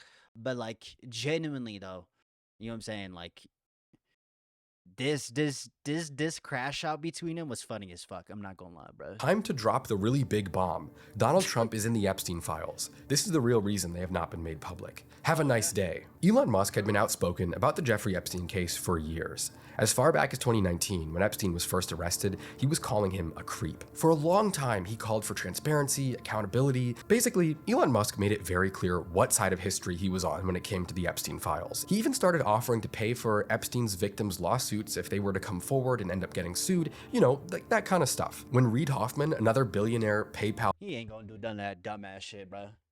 Funny thing is because he's in the Epstein files too, so like, I don't, you know what I mean? co-founder was named in the files, Elon Musk would even go after him for years, even though they were former co-workers and colleagues. And with a platform as big as Elon Musk's, he was a pretty big part of keeping the conversation about Epstein alive. He was always posting that no one should be protected and every powerful figure who was involved with Epstein should be exposed. Even just last year in 2025, Elon Musk was posting about his relationship with Epstein. He said, "He tried to get me to go to his island and I refused." When the Department of Hey, he tried to get me to go to his island, you fucking lying piece of shit. Justice finally began releasing the millions of emails and photos they had taken from Epstein's computers, Elon Musk's name would be mentioned thousands of times. And many of those mentions come in the form of emails to or from Elon Musk himself. On Christmas Day in 2012 at 6 in the morning, Elon Musk emails Jeffrey Epstein to ask if he had any parties planned, saying that he needs to let loose after working to the edge of sanity all year. A 2015 photo shows Elon Musk at a dinner table with Mark Zuckerberg, Peter Thiel, and Jeffrey Epstein. Bro, I hate all these niggas so much. Other emails from Musk to Epstein include one where Musk asks, "What day will be the craziest party on your island?" Another one from a year later, Epstein invites Musk to his house in New York to party with, as he describes, cute girls under 25. All of this communication, all of these meetups, all the meetings and the lunches that they organized, this is happening years after it was public knowledge that Jeffrey Epstein was a child predator. And that alone is very strange, okay? Let's just say very strange. The thing is why was he pushing so hard for the Epstein files, though? Like, you know what I mean? Like, why was he pushing so hard if he knew he was in them in the first place? You know what I mean? I think it was more of like, oh, I'm in the files, but like, I know I'm fucked, but I'm dragging all you motherfuckers down here with me. It's one of those, like, that's really what's going on with our country. It's literally just a bunch of old ass pedophile fucking billionaire fucks that know they're fucked, so they're like, fuck it, the American people, you could come crash down with us. That's really what's going on, but no, nigga. No. But Elon Musk's brother Kimball's relationship with Jeffrey Epstein is a lot stranger even than that. For years, Kimball Musk and Jeffrey Epstein maintained a very close relationship, to the point actually where Jeffrey Epstein orchestrated for a woman he was associated with, if you know what I mean, to visit Kimball in Colorado. But it didn't just happen once. Epstein's emails show that this went on for years, with Epstein controlling this woman's travel itinerary and telling her when and where she could visit Kimball. Elon Musk's brother is essentially confirmed to have been one of Jeffrey Epstein's clients. The Denver Post would later report that the woman Epstein sent to visit Kimball Musk was confirmed to be the same woman who described being groomed and trafficked as a by Epstein in a 2019 lawsuit. And none of this is like These people are so fucking stupid. actual legal proof that Elon Musk had anything to do with Jeffrey Epstein's crimes. I'm putting that out there to say, hey, okay, don't pop me in the back of the head for saying this on camera. What this does prove, beyond any doubt, is that Elon Musk lied. He actually lied about a lot. His response to the Epstein files, his place in that story, it reflects a level of hypocrisy that extends far beyond just Jeffrey Epstein. And it starts to cover any legacy that Elon Musk might have as an entrepreneur or an inventor. I could give a less of a fuck what Elon Musk is. Elon Musk ain't done shit. Let's be honest. He ain't really done shit. He's just a guy who throws money in businesses and gambles his money on a business, hoping that it blows up and then he capitalizes off all it for himself. You know what I'm saying? Takes all the credit and then moves to the next fucking company. That's what these motherfuckers do, bro. In a shadow of hypocrisy and lies. Elon Musk came to America as an immigrant. He started his first company illegal on an expired student visa. Basically, he was an undocumented worker. If he had been caught at any point during the founding of Zip2, he would have been deported and potentially banned from the country for years. The entire Elon Musk story, every company, every rocket, every car, every dollar, it exists because the government didn't stop him from getting his start as an illegal alien. And that same man now... The funny thing is, though, if he did get sent back, none of this shit would be happening right now. Like, literally none of this shit would be happening right now. Spends his time posting about immigrant hordes. Not none of it, but you get what I'm replacing white voters. And Elon Musk's companies have received over $50 billion in government contracts, loans, subsidies, and tax credits over the course of his career. SpaceX only exists because NASA gave them a huge contract when they were 2 weeks away from bankruptcy. Tesla exists in the same way because the Department of Energy gave them a $500 million loan during the last recession. The electric vehicle tax credits that originally made Teslas affordable enough for regular people to buy. We really need to stop billing out these fucking billionaires and let them fucking suffer, bro. Were funded by the same liberal government that Elon Musk spent 2025 trying to ruin. Starlink as well has been funded by military contracts. Every single one of Elon Musk's companies it keeps the military industrial complex moving. It helps with it, of course. Was either saved by or built on public funding. When Elon Musk haters post that he's the single largest welfare recipient in American history, they aren't lying. That's not an exaggeration. That's not some liberal tears type of thing to say. It's true. Elon Musk's story of being a self-made trillionaire is not factual. It never was. It's not. And there's not exactly something wrong with that. I don't think it's a bad thing for the government to fund innovation, but when the government funds innovation and the person doing that innovation ends up exaggerating the innovation he's doing so he can get more influence, and then like you should get tried for that. You should literally get tried for, like, you could be tried as a criminal for that, bro. You manipulated the government and shit.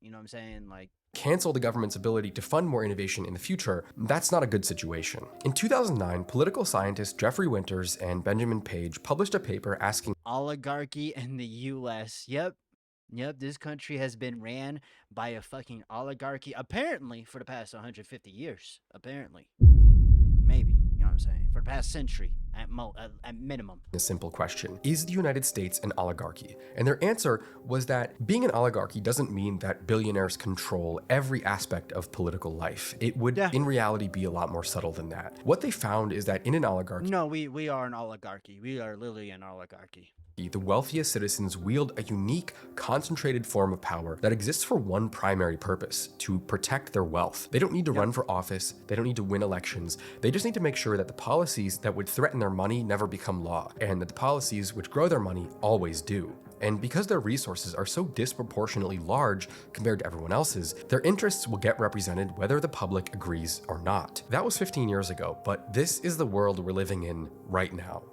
Turns out we're we are an oligarchy. You know what I'm saying? We are though, for real though. We are legit. Sorry. Hold on. We are an oligarchy though. You know what I'm saying? Like, that's just the reality, bro. The billionaires, they run shit now. You know what I'm saying? And they plan on holding that power. You know what I mean? Now that they've been exposed, they're going to hold as much power as they can. They're going to have a tight grip on everything until this shit comes crashing down, so that we crash down with them. And that's what's happening, bro. Which, it's too late. It's too late, bro. We're already fucked. This nation is already fucked, bro. The American That's middle just the class sad is reality. rapidly shrinking, but billionaire wealth increases with each passing year. An oligarchy would be a society where a man who pays $0 Oh my God, bro. These niggas are so ugly. in federal income tax gets to decide how the government spends money on healthcare and education in foreign countries. An oligarchy is a society where the needs of normal people get pushed aside to protect those with influence and power. An oligarchic society would be a society where the richest people in the world don't just own large companies, but also influence and control the media. Elon Musk owns Tesla, SpaceX, and Twitter. Jeff Bezos owns Amazon and the Washington Post, one of the largest newspapers in America. Mark Zuckerberg owns Meta, and he controls Facebook, Instagram, and WhatsApp. Larry Ellison owns Oracle. Larry Ellison literally owns TikTok. Or his son does, but like... And he controls TikTok. Peter Thiel, who owns the largest private surveillance company in the world, also funded the campaigns that made J.D. Vance the vice president of the United States today. Oh my I'm going to be honest, fucking God. guys. It looks like the billionaires have already won. Yep. We're pretty much living in their world. Yep. It's too late. They already got all the power. And everybody knows that. We all know this. Everybody knows this. Like I said, the only way we're going to get out of this is if we all come together and there's a revolution. But eventually there's going to be a point where these motherfuckers, they're going to get to a point where they're going to be shooting people in the fucking faces with the paramilitary, you know. Oh, wait, we're already there. I forgot ICE. Even as Elon Musk's favorability shatters in front of the entire world, his net worth only climbs. Today, he's worth, according to Forbes, $850 billion. He is going to be the world's first trillionaire. Even right now, people's disillusionment with Elon Musk is more intense than ever. Just while I was working on this video, he suddenly announced that he would be building a semiconductor manufacturing plant, a venture that could cost tens of billions, if not hundreds of billions of dollars to complete, to lukewarm reception at best as people continue to question if his projects are real or just marketing to pad his net worth as it races towards $1 trillion. In the past year or so, Tesla I think it's literally that. has announced robots, robo-taxis, new AI ventures, and more, while Oh my Elon Musk's God, reputation bro. only decays further, with his corruption and greed becoming more apparent at the same time, muddying the legitimacy of any ventures he might actually The fact that niggas still go to these fucking shows, bro, y'all are actually pissing me the fuck off, you Elon Musk fan, be involved in. loser ass niggas. Even though Elon Musk has stepped back from politics, he still represents, Oh, this is from years ago. This is from like Cyberpunk. I'm sorry. to many people, everything that's wrong with our society and economy. I personally don't have anything against someone who builds a company and gets rich. If you make an app and sell it for Like the best way, literally, billionaires just cannot exist. Billionaires should just never exist. People should never be able to own $1 billion. And that is just how it should be. That's how it was back in like the early 1900s. It was billionaires were getting taxed like 95% of their wealth. You know what I mean? Like, it's crazy, like literally, but this time it's too late, bro. They literally gained all the power from themselves. Like, you would literally have to rebuild an entirely new government from scratch, bro, if you want to get us out of this situation, bro. That's literally the only way. $10 million and you and your family have money to be financially independent. I don't think that's my main priority in life, but sure, I get it. That could be something that's good for you in the society we live in and good for your family. And there's not necessarily something wrong with that the way our world works today. I have a business, Volksgeist is like a company, I own it, and people work with me and work for me and I pay them, and that's how I make things. I can't make these videos all by myself, so I use my capital to build a team around me that can help me, and that's how we do journalism. But there's a threshold where the wealth stops being a reward for building something useful, and it starts becoming a form of power, and I think that that's fundamentally incompatible with democracy. I think democracy is based on the idea that power comes from people and from votes. But when one man can spend $290 million on an election and he can own the platform where political discourse. But like the thing is this has always been the case for decades though. Like he's like, yeah, Elon Musk is not the only guy that's doing this. All these billionaires do it. All of them, every single one of them. They all buy elections. They buy elections, they buy politicians to protect their wealth, to help them keep their wealth and to keep them rich. Like it's to keep the top 1% at the top. And while everybody else, stays at the bottom. That's the whole design of it. It's not just Trump. It's all these other presidents too. They all pitched into this either because they were too stupid to realize what was going on or they knew what was going on, you know what I'm saying? And they just chose like, fuck it, give me money. And that's just the reality, bro. Like, that's just the reality. And usually it's both. And they're all pedophiles. Happens at the same time, and then he gets appointed to run a government agency. What are votes even for? What is the point of an election when one person's checkbook outweighs the collective will of millions of people? And I don't even think Elon Musk at this point is a capitalist. Capitalism is about building products and selling them. He's not. This is something else.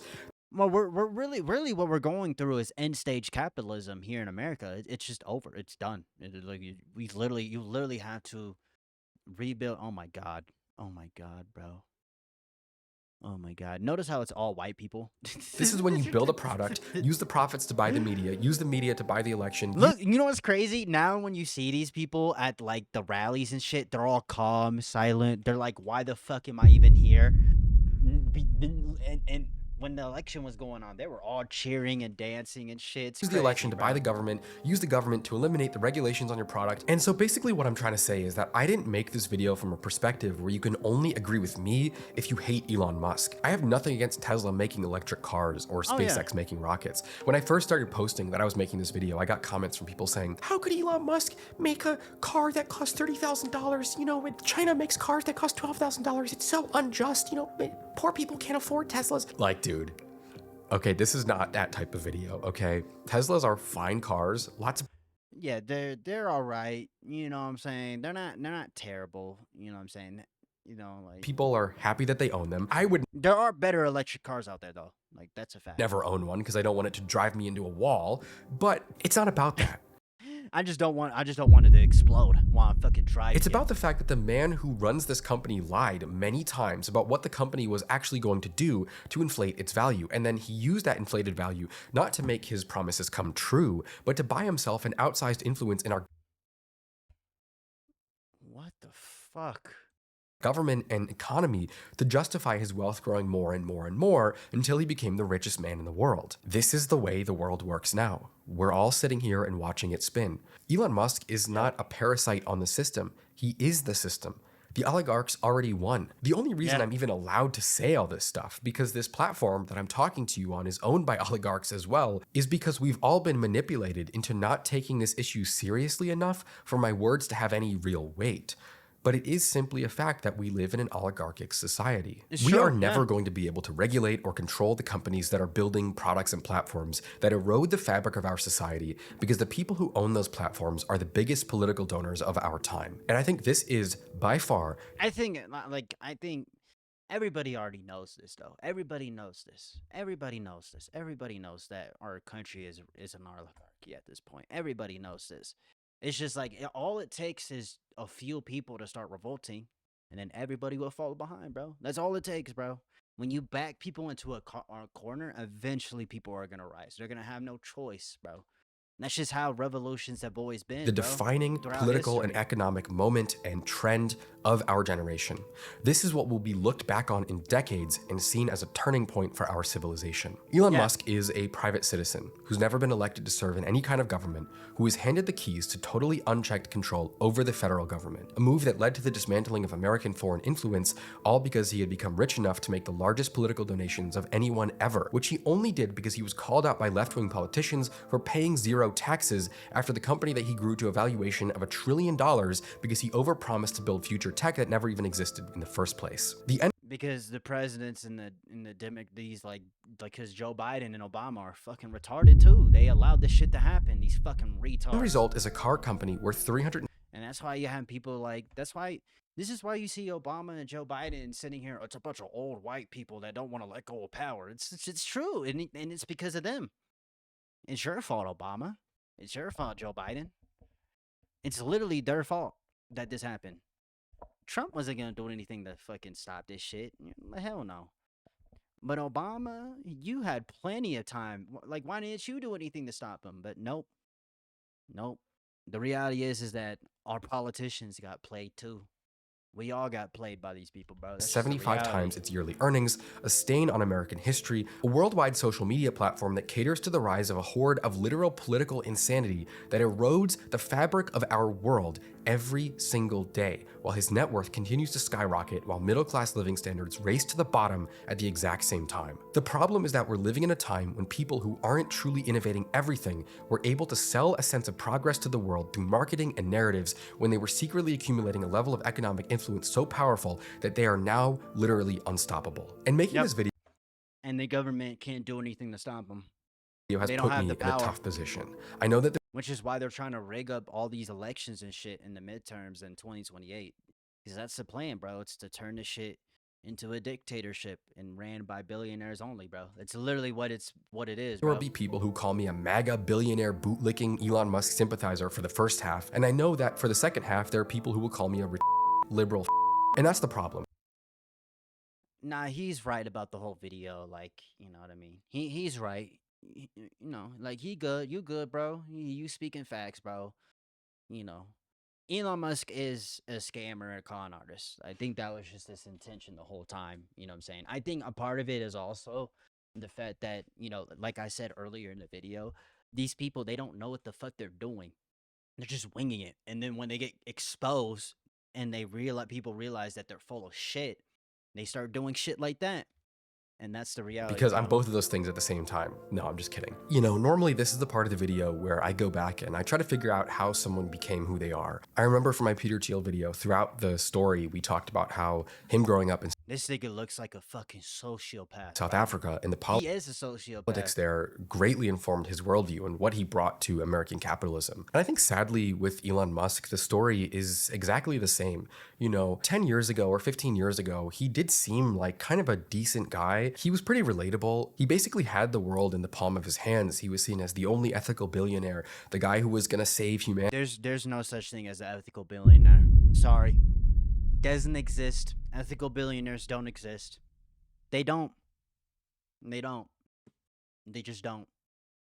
Especially when they're multi-billionaires. And that's all gone. And I do think it's pretty sad to look back at, before his fall from grace, what he stood for and the sort of things that he would say and the beliefs that he would espouse about science and technology and innovation, and even when he realized that he wasn't as smart as he thought he was, he became an incel cuck loser. Politics as well. He didn't seem like he was a bad guy back then. But at the same time, while researching this video, I realized that he has always been exactly who he is now. He just didn't have that power and influence. At Zip 2, he was 24 years old, but these people, they snuck their ways into power, bro. That's just the reality. They played us all. Peter Thiel too, and Mark Zuckerberg. They're not smart. They're not special. They're not. They just got lucky, and they chased out their power. They were obsessed with power. That was all this was about. He got fired for being to create the technates of America.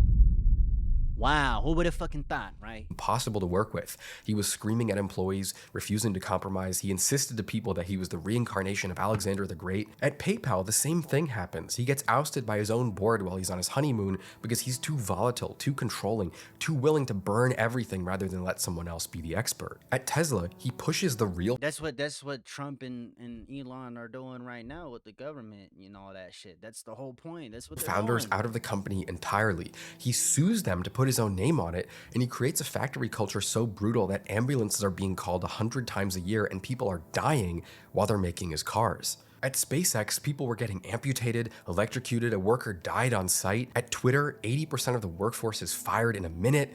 At Doge, 300,000 federal employees, hundreds of thousands of people are gonna die. And it's really the same behavior at every stage. The only thing that changed was the scale. When Elon Musk had $10 million, the damage was contained to a single office. When he had 10 billion, it spread across factories. When he has 800 billion, he's consuming the world with it. And if you go all the way back to the beginning, past the companies, past the college years, past the money, you find this kid who grew up in one of the biggest houses in Pretoria with a father who would beat his wife in front of their kids, who would scream at his son for hours after he was hospitalized by bullies. Even look at his grandfather who moved his family to South Africa That is a pretty tragic backstory, though, to be honest. So, as much as I hate this motherfucker, that is pretty sad. because he wanted more freedom to be racist and spent his adult life writing essays about how white civilization was the pinnacle of human achievement. Elon Musk was not immune to becoming a product of his environment. You can see how he carried his childhood with him for the rest of his life. The need for total control, the inability to accept criticism, the instinct to destroy anything that he can't dominate, the pattern of perceived humiliation followed by extreme disproportionate retaliation against cave divers, senators, journalists, against his own daughter, against the government. Elon Musk's mother once told a biographer that the biggest danger for Elon was always that he might become his father. And I think he did. I'm sure that Elon Musk is very smart, and I have no doubt that he works very hard, and he has helped create some cool products. Of course, he has taken credit for doing a lot of work that he hasn't done. He's made a lot of false promises, but he's done a little bit more than any of us will ever do to advance humanity towards a sustainable future. It's just that the same part of him that's worked so aggressively to make— But it was never about bettering humanity, though. It was all about making himself look good. He's a narcissist. He doesn't actually care about bettering humanity. He just cares about the benefits and the rewards that he gets from it. And that's the whole problem with Elon Musk and Trump and all these people. And they talk big, they act like they know what they're doing, and then when they get in that office, they really don't know what the fuck they're doing. They just start winging it, and then when they get exposed, they become controlling. They become, you know, more extreme they've ever been, and they just start destroying everything around them. You know what I'm saying? And that's just the reality, bro. That stuff happen is the same reality, part of bro. him that's gone so wrong so many times on so many different problems. Ultimately, growing up in a violent world isn't an excuse to become an extreme, dominating, violent person. True. I think a lot of people watching this video have experienced some darkness in our lives, and Oh, yeah. we may not be as smart as Elon Musk, and we're definitely not as wealthy or powerful as he is, but I think I can say that I do, and many of us do have something far more valuable than money that Elon Musk will never have. We know when to stop. And we may be living in Elon Musk's world today, but that will not always be the case. And I think until that It will not be the case. It would not be the case. It literally would not. There will literally be a revolution, and we'll have to rebuild an entirely new country from scratch, bro. That's just the reality, bro. comes, we need to keep speaking about how important it is to value humanity and to understand the weight of right and wrong as being far more important than money. I'm Philip. This has been Volksgeist. Thank you for— Oh my god, did I like this video? This hour is an hour and 40 minutes long. I yapped for 2 hours and 40 minutes long, bro. But it's time to end this shit, bro. But I hope you have a good breakfast, a good dinner, good night, man. All I really gotta say is, bro, is like, you know, there's, eventually people will rise up. You know what I'm saying? We'll all come together and we'll fix the fucking issues with society, bro. It's only a matter of time. Don't lose hope. Don't feel like, we're gonna lose. Don't lose faith. When you back people into a corner, people will fight back.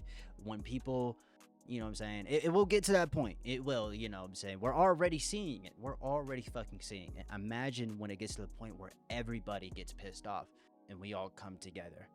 There's no stopping us, you know what I'm saying? And I think, people, just all I would say is you know, just don't don't be sad, don't be negative about it, you know, try to be as positive as you can. You know what I'm saying? Remember who the real enemy is, bro. It's not the American next to you, it's the people at the top. You know, that's just the problem with Americans. Us Americans, we're arguing with each other instead of arguing, you know, arguing with them, getting mad at them, attacking them, going after them. You know what I'm saying? But I hope you have a good breakfast, a good dinner, good night, man. This video is long enough. I love y'all, man. Peace.